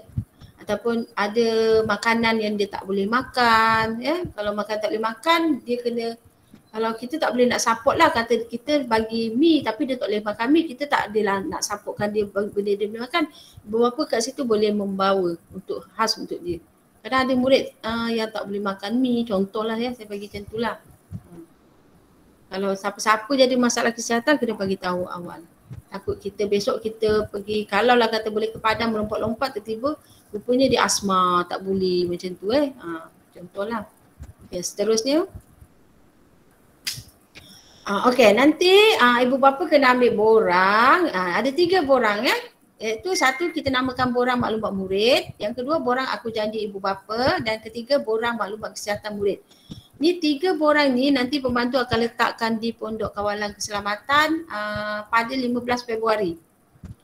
Borang tu kami dah siap-siapkan dalam satu ziplock lah, ziplock plastik. Perempuan ambil dalam tu dan pulangkan sama seperti perempuan ambil tapi yang telah dipenuhkan. Diisilah apa kendak butiran yang dia nak. Kita tak nak dalam plastik, pulang tak ada plastik. Kalau boleh kita nak dia satu set lah macam tu. Ada 3 borang perempuan pada 15 Februari kita start letak di sana. Boleh ambil di Pondok Keselamatan. Mesti borang ni mesti dilengkapkan untuk kita simpan dan rujukkan dalam fail kita. Seterusnya. Okey, ini. Ni guru besar, puan guru besar tadi ada sebut modul bacaan, buku tulis dan lembaran kerja. Okey, apa murid belajar semasa di dalam kelas? Ya, murid prasekolah sebetulnya tidak dibenarkan sama sekali untuk membeli buku latihan daripada penerbit. Tak boleh. Okay, satu buku set, kalau ikutkan sebenarnya memang tak boleh. Tapi kita boleh jadikan buku tu sebagai modul dan kita ubah. Kita ubah mengikut budak kita, murid kita. Kalau yang perempuan kata, hari tu tak boleh beli buku. Buku yang tak boleh dibeli ni yang buku direct di kedai tu. Itu tak boleh. Yang cantik itu sebenarnya tak boleh. Tapi kita sebagai guru kita boleh guna untuk rujukan kita dan kita akan olah, ya, kita ubah suai dan kita bila dah ubah suai kita namakan dia itu modul. Ya, kita jadikan dia satu bentuk lain pula dan itu boleh dibeli oleh ibu bapa tapi dengan persetujuan ibu bapa. Bukan paksa ya perempuan. Saya tak paksa. Ini persetujuan ibu bapa sendiri. Dan jangan kata cikgu paksa, tidak. Ya, sebab tapi perempuan pun tahu kalau budak nak belajar salah satunya ialah melalui buku. Walaupun dia buat projek ke, dia buat melompat ke, melompat tu dia tak anggap tu belajar.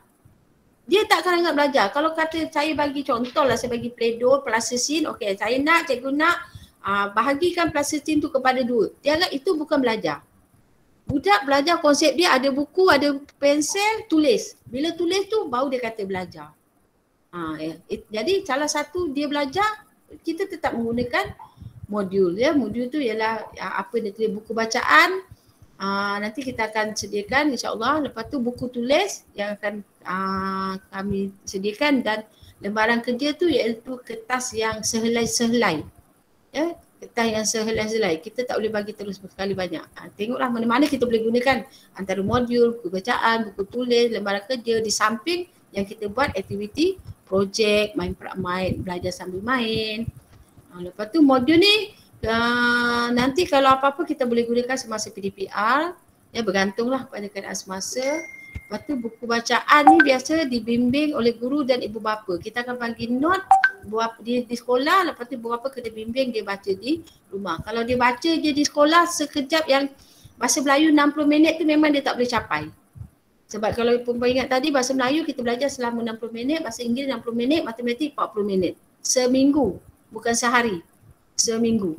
Jadi untuk budak mencapai kemahiran dari segi membaca, mengira memang kena dibimbing bersama dengan ibu bapa. Dan di samping itu kita guna lembaran kerja dan buku tulis akan digunakan di dalam kelas. Yes, okey. Seterusnya. Okey, lain-lain perkara. Kita tengok. Okey ini.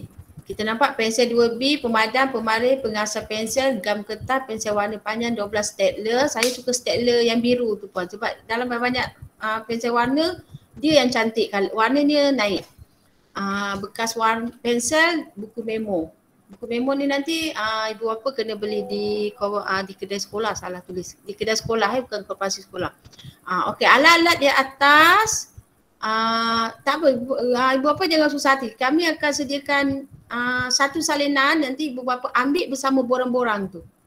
Ambil bersama borang-borang tu apa yang ibu bapa kena sediakan sebelum ibu bapa masukkan anak-anak ke sekolah. Jangan susah hati nak masuk kepala, tak apa. Nanti kat situ kita ada list, ibu bapa ikut dia list tu, sediakan benda tu. Okey, benda-benda ni disediakan oleh ibu bapa penjaga dan diserahkan sebelum penggal persekolahan. Nanti dia ada tarikh lah bila pembantu suruh ibu bapa hantarlah, kita adalah masa dia, ibu bapa boleh sediakan. Kenapa kita kena sediakan benda-benda ni? Sebab sekarang bila normal COVID, budak dah tak boleh kongsi. Budak dah memang tak boleh kongsi barang. Ya, jadi dia kena menggunakan barang dia sendiri. Dulu kita boleh sediakan, okey, tak ada pensel, ambil dalam baku cikgu, ada sedia. Kita kalau boleh kita elakkan benda tu dah sekarang. Budak kena menggunakan alatan dia sendiri, bahan dia sendiri, dah tak ada konsep sharing dah kat situ. Dan kalau ikutkan kita kena ajar budak berkongsi kan, tapi kerana kesihatan tu lebih penting, kita murid kena gunakan bahan sendiri, tak boleh guna bahan kawan.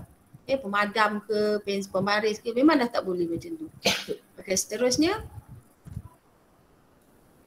Okey, ni set pengurusan diri dan alat kebersihan diri ni sepasang baju persalinan. Sepasang baju persalinan ni jika murid-murid dalam semasa dia di sekolah dia muntah ataupun dia terberak, terkencing, kita akan gantikan menggunakan baju mereka yang ibu bapa sediakan. Ya. Jadi baju kotor tu nanti pemantau akan masuk dalam plastik, ibu bapa bawa, nanti bagi budak bawa balik, nanti basuh, lepas tu pulangkan balik baju persalinan tu kepada sekolah balik bila dah bersih ya. Supaya kalau dalam setahun tu, yalah kita tak tahu apa masalah kesihatan murid, itu kita standby untuk mereka bersalin baju. Sebab sekarang kita dah tak boleh berkongsi, jadi benda tu terpaksa kita minta. Okey, berus gigi dan ubat gigi, kita ada program memberus gigi dan ubat gigi selepas makan. Lepas tu cawan untuk berkumur. Cawan tu kalau boleh saya nak yang bertangkai. Ke ibu bapa nak suruh kami sediakan untuk seragam, nanti kita boleh berurusan dalam WhatsApp kelas kita lah. Ya, kalau ibu bapa nak beli sendiri, kalau boleh yang bertangkai plastik. Kalau orang tu panggil kolej. Dulu kan kolej kan, macam tu. Jangan bagi yang macam pegang gitu, nanti dia terlepas. Bila dah ada air, tangan budak tu dia tak kuat lagi. Sebab kita tengok budak bawa air pun tumpah kan. Dia nak pegang tu dia tak kuat. Bila dah ada air dia nak kumur-kumur tu kan. Jadi kalau boleh yang ada bertangkai. Lepas tu tuala tangan untuk selepas makan. Lepas tu sekarang ni dah kena bawa cecair pembasmi kuman untuk standby lah ya. Standby kita ada sediakan tapi kita tak dapat nak support untuk setahun. Ya. Lepas tu tisu basah untuk murid tu semua dah benda wajib yang kita beli dalam rumah baru. Mask tu kan. Mask tu kita ada standby juga. Kalau kata dia putus ke, tapi tak perlu bawa mask, itu saya cerita je lah. Okey, tisu kering, lepas tu dan yang paling penting gambar murid ukuran pasport 4 keping kami nak untuk kami letakkan adalah kami punya urusan.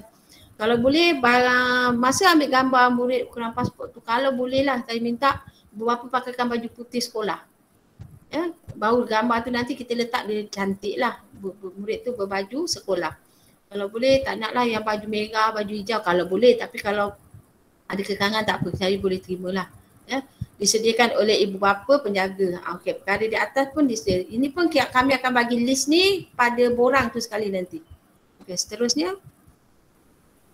Okey, pemberitahuan sebarang aktiviti. Okey, apa-apa aktiviti atau apa-apa yang kita nak bagi tahu kepada parent, ibu bapa, kita akan melalui 3 cara. Sama ada kita mengeluarkan surat, ya. Kita mengeluarkan surat yang ditandatangan oleh guru besar kita. Kita menggunakan secara tak formal WhatsApp dan ada juga kita buku memo yang ibu bapa kena beli tu tadi di kedai buku dan kita akan tampal di dalam tu. Mana-mana cara kita akan gunakan salah satu 3 benda untuk disampaikan maklumat tu kepada ibu bapa. Seterusnya. Okey, pendaftaran murid prasekolah. Ini saya semalam dah dapat daripada guru hal ehwal murid untuk murid 22 ke tahun 1 dia dah buka kan dengan 23. Jadi insya-Allah kita akan sediakan kari rentang. Kalau ada ibu bapa yang sekarang nak 6 tahun yang belum mendaftarkan anak ke tahun 1 untuk tahun 2023 dah bolehlah buka online. Sebab saya tengok semalam online daripada kementerian dah buka ya, dah boleh buka. Nanti kita akan hantar baliklah ke grup ya, grup untuk ingatan ibu bapa lah. Nanti jangan sampai dia nak masuk bulan 12, cikgu saya ni anak sekolah dekat mana saya tak tahu. Benda tu sekarang ni kita dah norma baru, dah negara maju, semua kita hantar hebahan maklumat melalui online. Kita isi pun semua dah online. Jadi kalau ibu bapa nak tahu anak tu di sekolah di mana tahun 1, kita akan tengok daripada online. Anak perempuan akan bersekolah di sekian-sekian pada tahun 1. Macam tu. Sebab kita setiap sekolah dia ada kota. Kota dan dia akan mengikut alamat murid perempuan.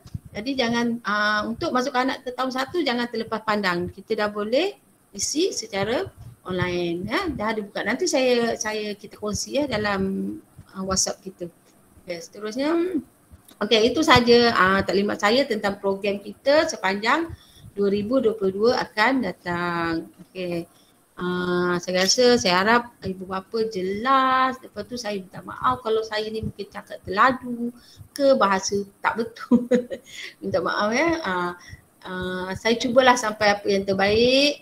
Harap ibu bapa fahamlah, dan kita boleh kategori besar kita boleh kita dasar buka pintu dan kita boleh bertanya secara profesional. InsyaAllah saya membantu dan lain-lain akan cuba membantu untuk prasekolah, sebab kita pun nak budak prasekolah tu bila masuk je 1 dia yang ke depan dan kita tumpang banggalah sebab itu anak murid kita jadi ibu bapa boleh bersama kita membantu apa-apa yang ibu bapa nak bantu, tak ada masalah. Nak buat lembaran kerja ke pandai melukis pun tak ada masalah, saya alu-alukan sekian saja taklimat daripada saya. Assalamualaikum dan insyaAllah kita jumpa di sesi persekolahan akan datang. Saya serahkan kepada pengurusi majlis.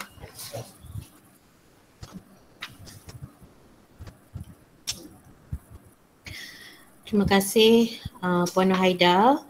Diharap semua ibu bapa jelas tentang apakah program pendidikan prasekolah serta peraturan-peraturan sekolah yang perlu murid-murid prasekolah dan juga ibu bapa faham dan cakna dengan peraturan yang pendidikan prasekolah.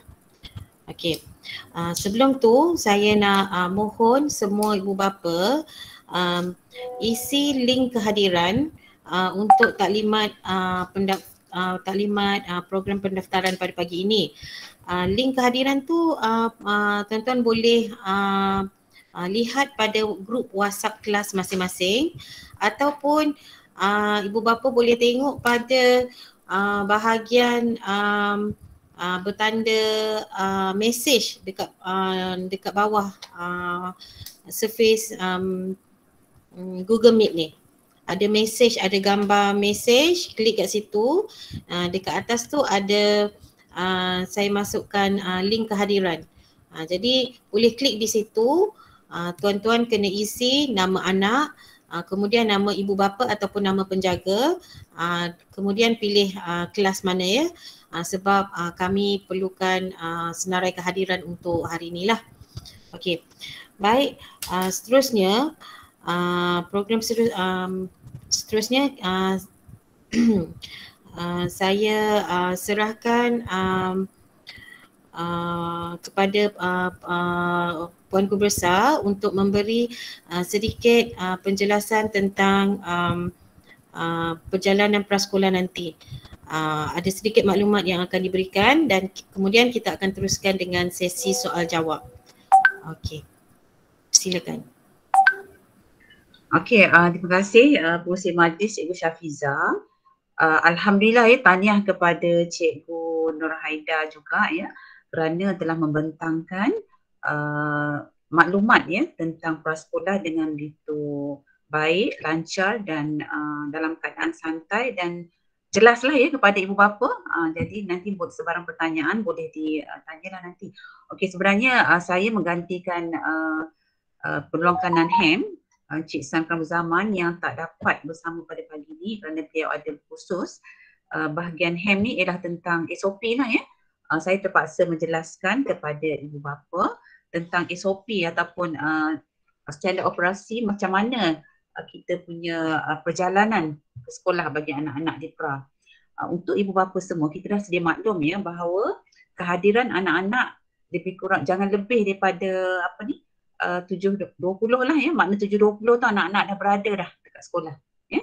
Jadi sebelum berada sampai ke sekolah, ibu bapa kena pastikan bahawa anak-anak tidak bergejala. Ya, walaupun sesema sikit ke batuk ke dah mula dedah-dedah ke badan dia kan, jangan hantar ke sekolah.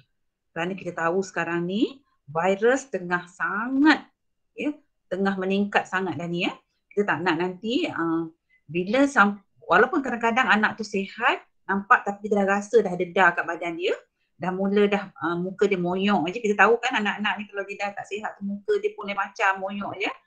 Kita kata okey pergilah nanti mungkin dekat sekolah dia akan okey. Tidak.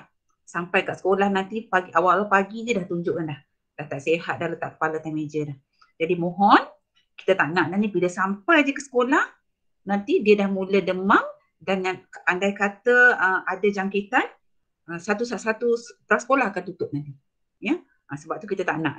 Jadi kita mohon pada ibu bapa pastikan mana anak tu sihat, tidak mungkin kadang-kadang kita sendiri pun tahu kadang-kadang kita berada dalam satu tempat yang hari Ahad tu kita ada pergi mana-mana yang sesak, yang penuh, yang kita rasa berkemungkinan akan ada jangkitan, kita sendiri dah dapat rasa dah kadang-kadang tu. Dan bila kita tengok pula anak dah mula senyap, diam je kita rasa pula dapat badan pun dah dedak-dedak, jangan hantar.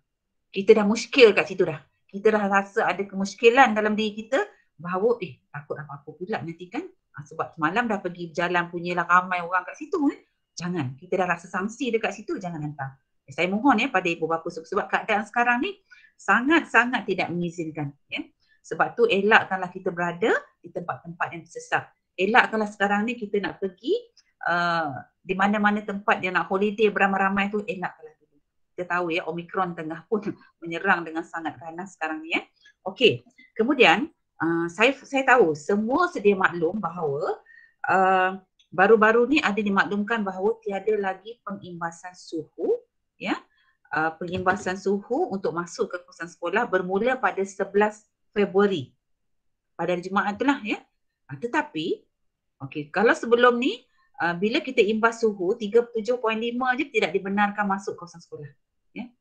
Tetapi pihak sekolah adalah sangat prihatin akan kemasukan murid-murid ke dalam kawasan sekolah. Jadi kami pihak sekolah meneruskan untuk mengimbas suhu demi keselamatan anak-anak didik kami.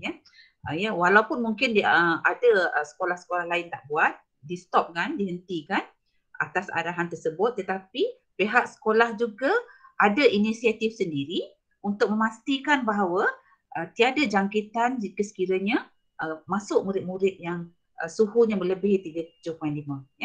Jadi kami memang dah ada pengimbas suhu, jadi kami akan teruskan mengimbas suhu murid sebelum anak-anak muridnya masuk ke kawasan sekolah.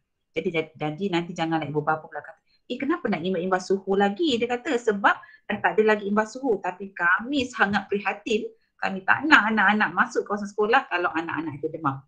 Kalau bukan COVID dulu lain tapi sekarang dah zaman COVID ni, zaman norma baru ni, sekolah terpaksa peka dengan keadaan ni.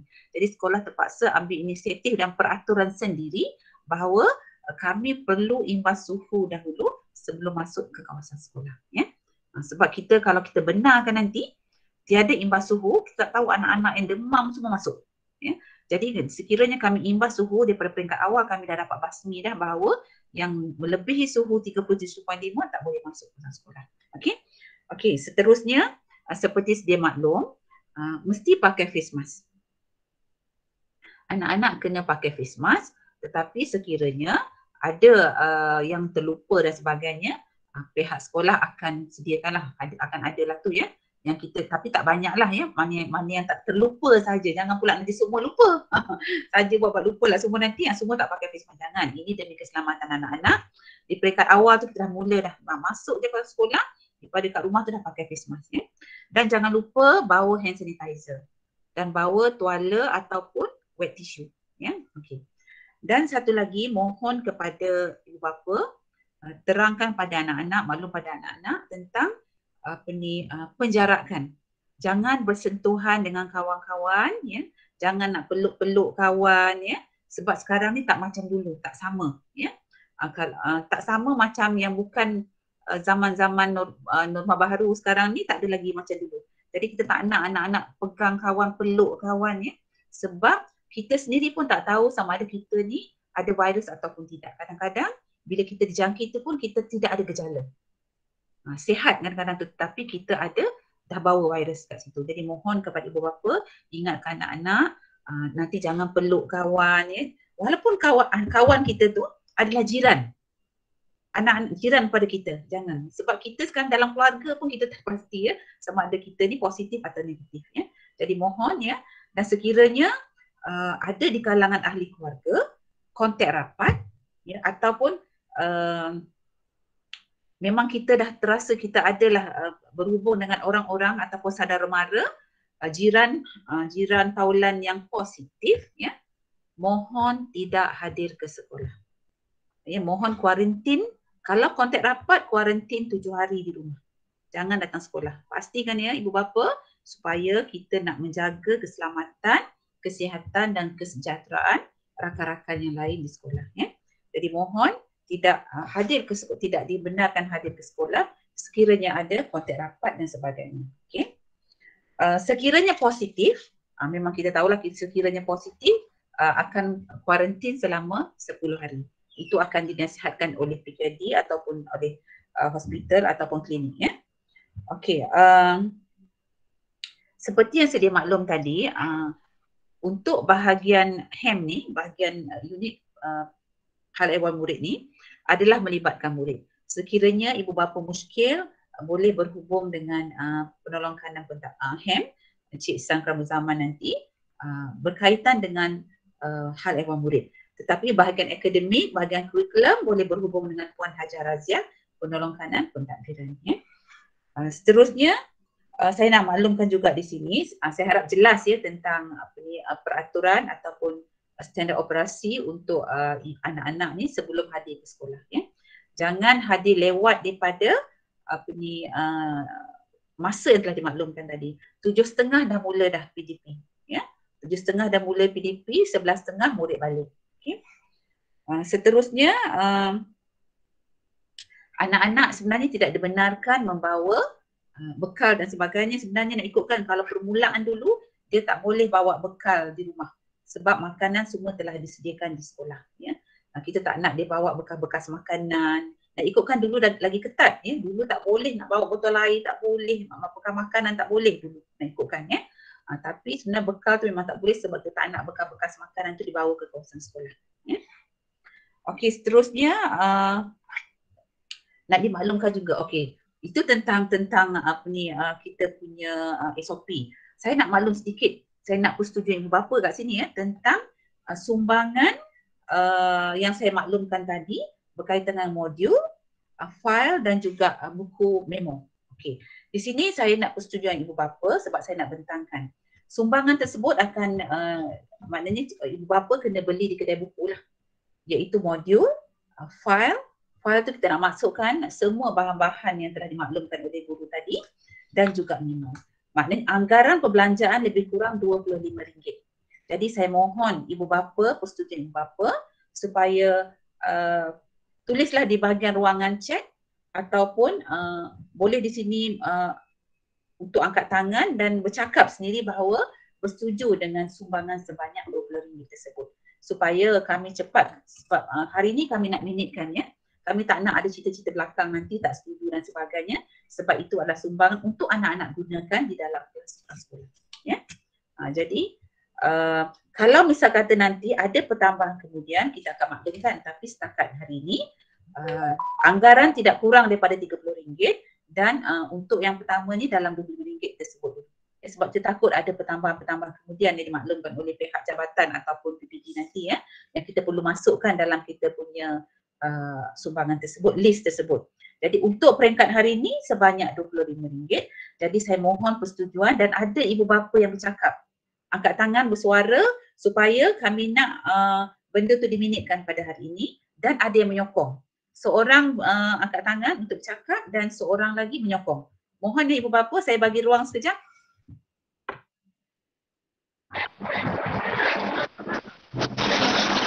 Assalamualaikum. Ya puan. Saya Ziza. Saya nak tanyalah cikgu, macam mana buat pembayaran untuk pra tu? Sebenarnya dia tak perlu bayar apa ni, semuanya dapatkan di kedai buku. Bermakna bahan-bahan tersebut, list tersebut kami akan bagi kepada pihak apa Cuma nanti semua ni kedai buku. Dia tak ada terima bayaran apa-apa, cuma semuanya diambil di kedai buku. Cuma kami nak persetujuan list yang kami bagi tu nanti, berapa setuju dengan jumlah tersebut. Sebab yang itu adalah wajib ibu bapa ambil. Ya, Puan? Saya setuju dengan saya dengan setuju. jumlah tersebut. Ya. Okey, terima kasih ya. Maknanya Puan Azizah Aziz bersetuju dengan sumbangan yang akan didapat dalam kedai buku sebanyak RM5 Ya, saya. mungkin lebih lah ya. Okey, saya perlukan sokongan. Terima kasih ya Puan Azizah. Saya perlukan sokongan walaupun dah di ruang chat ada, saya nak yang lain.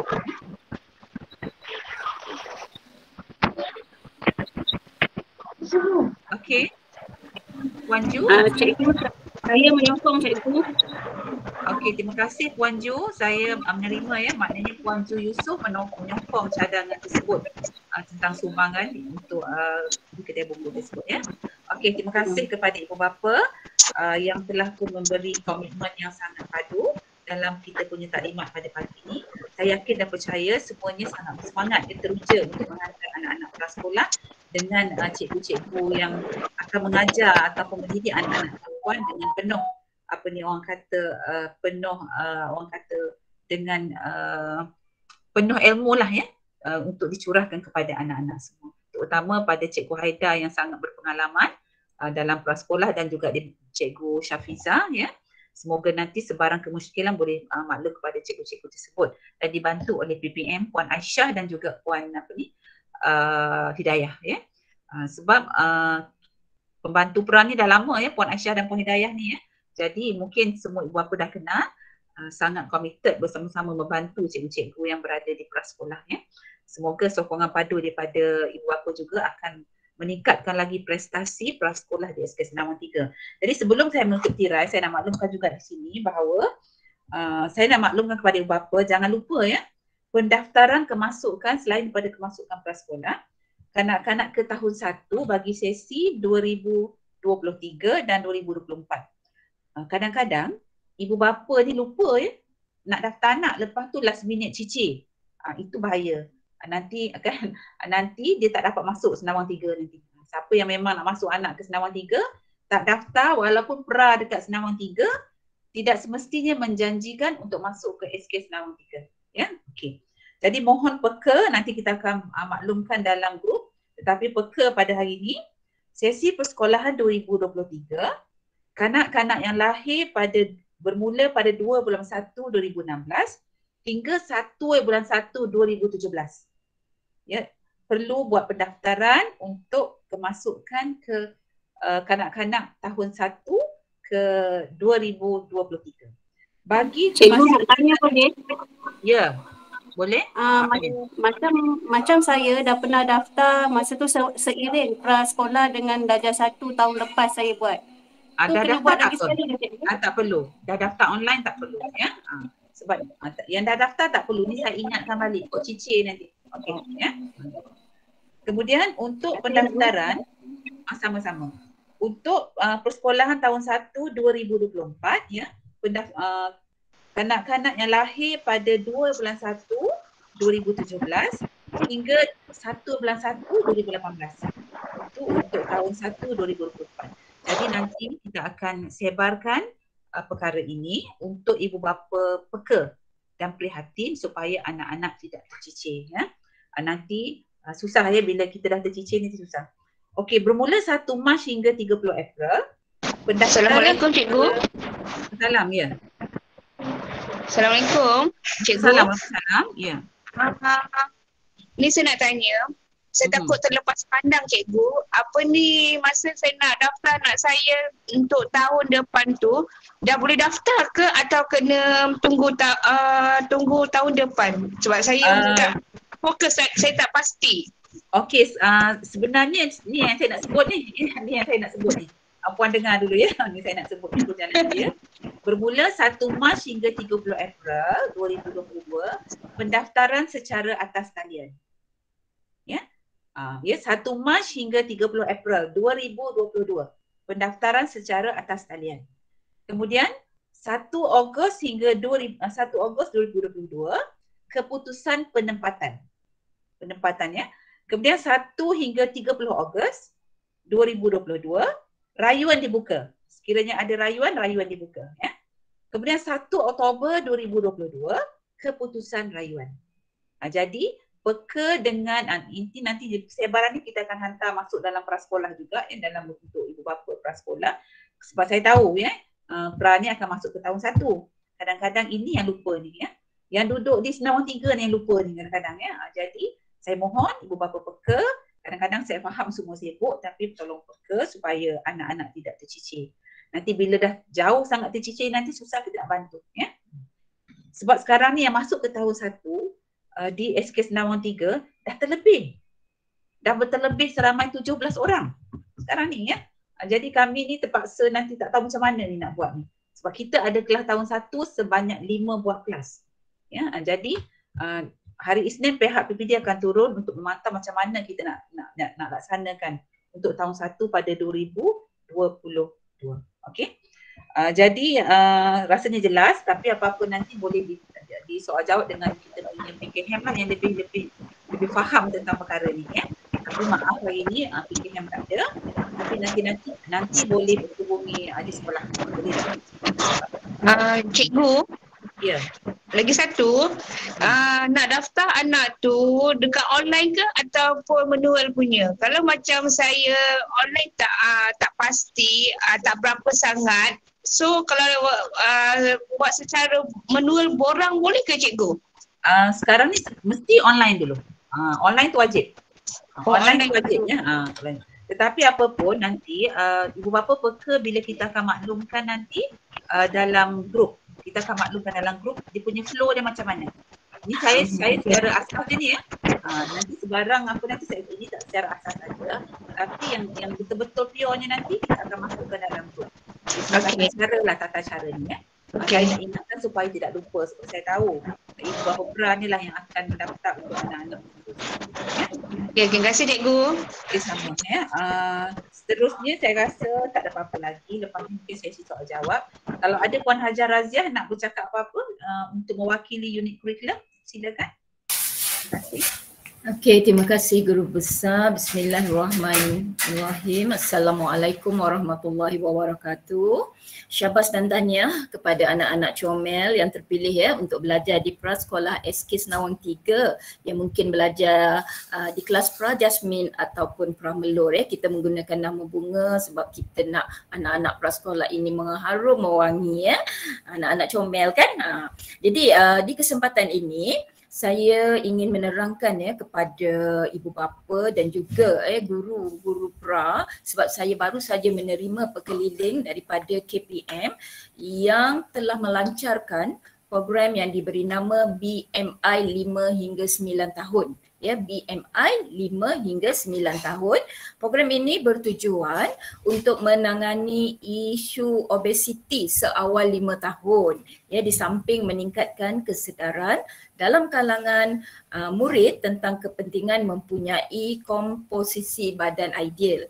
Ya, jadi pelaksanaannya bermula tahun ini 2 kali setahun.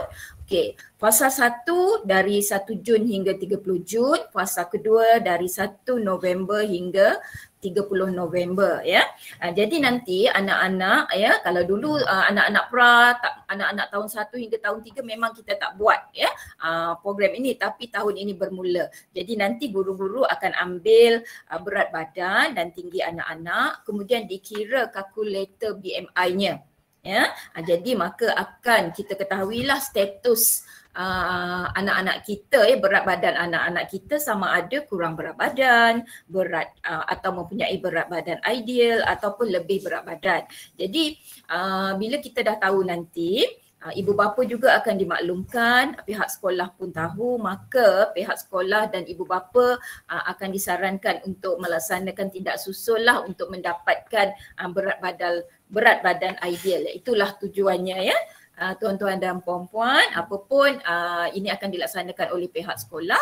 Pihak sekolah cuma akan maklumkan. Saya memang kena maklumkan ya, pihak sekolah diminta untuk memaklumkan kepada ibu bapa, memberi kebenaran kepada kami, mengambil berat dan tinggi dan memaklumkan status BMI anak-anak ini kepada tuan-tuan untuk sama-sama kita ambil perhatian ya. Maklumlah sekarang ni dah ramai sangat yang obes. Jadi kementerian nak mengambil langkah awal dari usia 5 tahun lagi dah nak dikenal pasti ya. Okey, jadi tuan-tuan dan puan-puan, jadi ya setelah mendengar penjelasan daripada guru besar, daripada Cikgu Haida, jadi izinkan kami ya mendidik anak-anak comel tuan-tuan puan-puan ini ya, insya-Allah ya, apabila anak-anak ini berada di sekolah adalah menjadi amanah dan tanggungjawab kami untuk melaksana dan mendidik yang terbaik ya. Di samping itu ya, ibu bapa harus sedar apabila berada di sekolah, anak-anak ini juga akan belajar proses kehidupan ya. Di mana ya anak-anak ini akan merasa cabaran tanpa ibu bapa di sisi, terutama untuk ibu bapa yang baru anak yang pertama baru nak masuk pra lagi ya. Dia rasa macam boleh ke anak ni masuk sekolah belajar sendiri ya. Jadi rasa risau tu ada ya. Ya, jadi cabaran pertama tu jadi anak-anak tak ada ibu bapa lah. Jadi anak-anak ni nanti akan ditegur oleh guru ya, mana yang salah kita tegur. Itulah proses mendidik.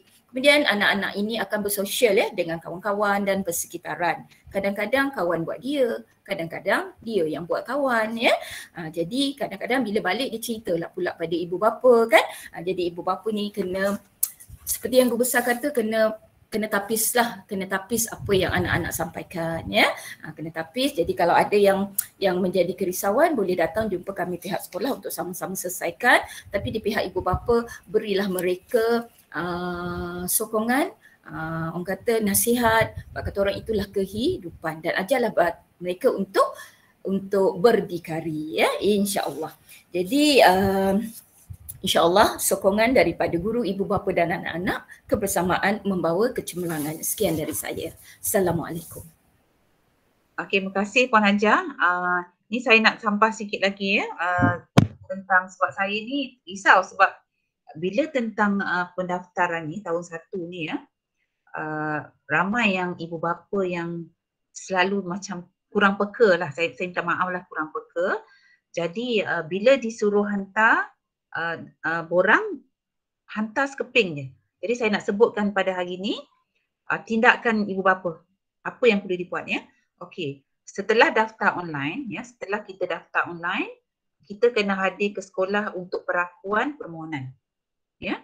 Jadi bermakna borang permohonan tahun 1 itu dicetak dari sistem pendaftaran pentas talian.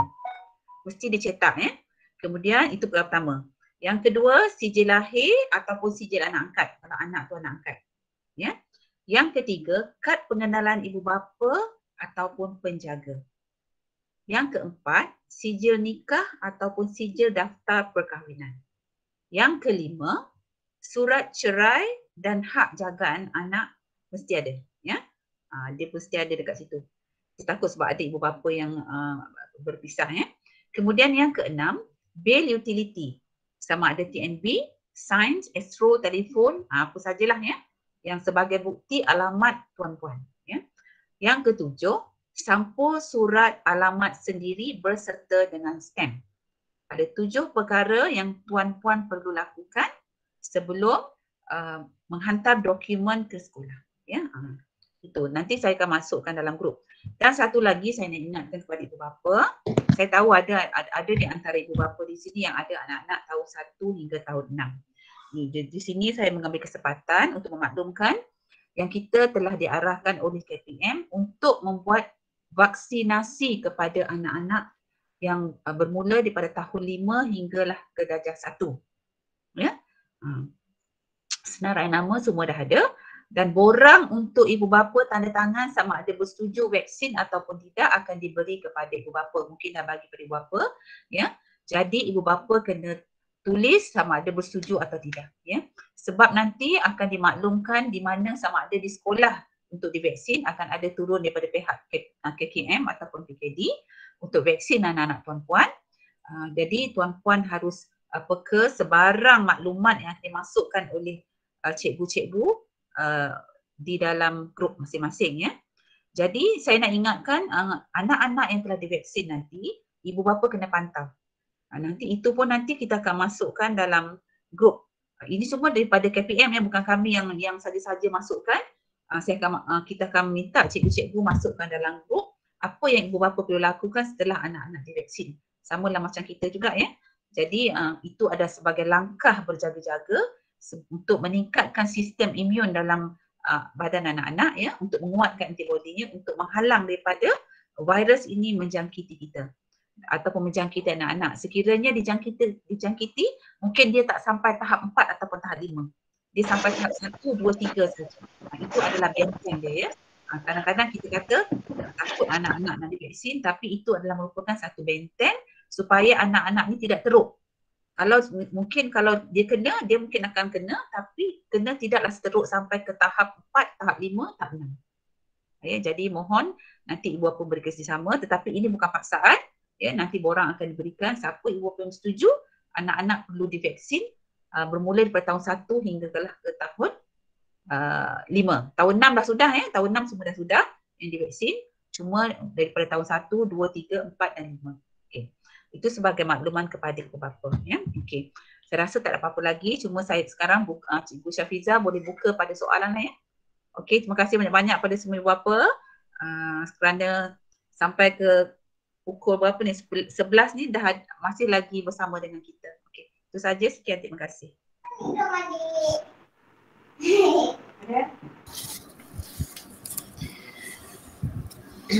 Terima kasih Puan Guru Besar.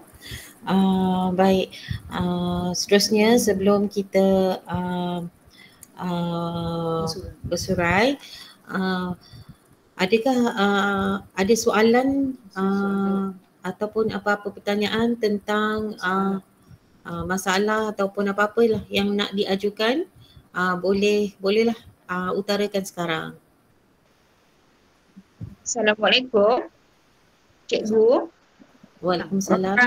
Saya nak tanya, macam anak saya Putri Nur Hidayah Pra, saya dah daftarkan dia dekat MySejahtera. Wajib ke dia wajib ke untuk ambil vaksin?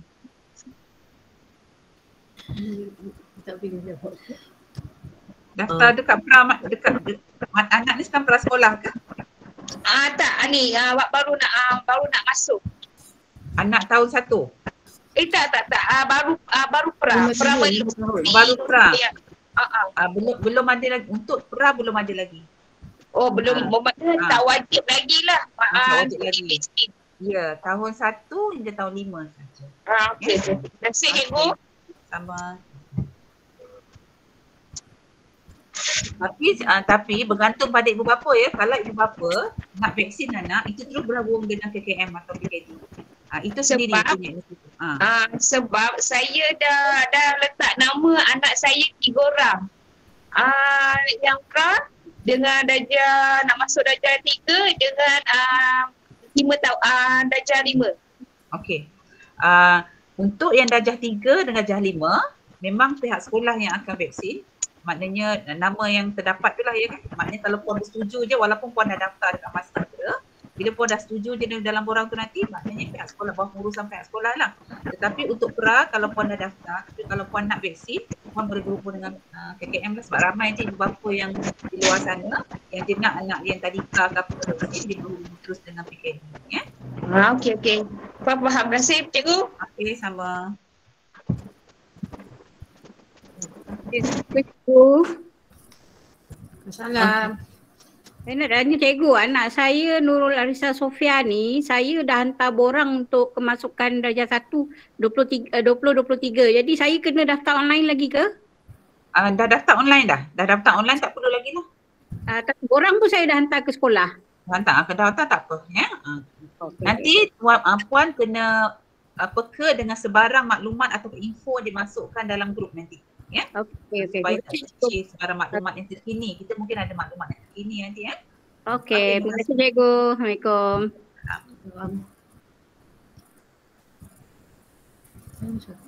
Ada apa-apa soalan lagi?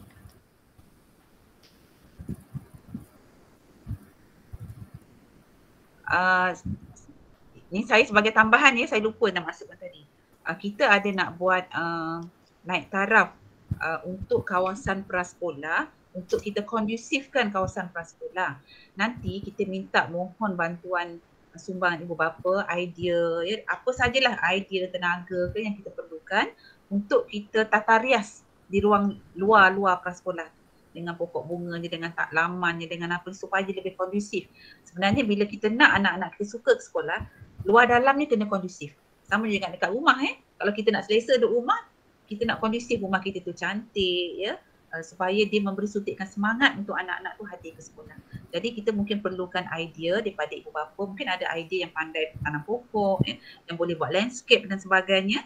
Boleh ajukan saja pada pihak pentadbiran ataupun pihak guru supaya idea tu kita dapat masukkan dalam kita punya prasekolah dan nanti kita dapat lihat hasil daripada kreativiti ibu bapa di SK Senawang 3 ya, demi untuk anak-anak kita lah ya. Okey.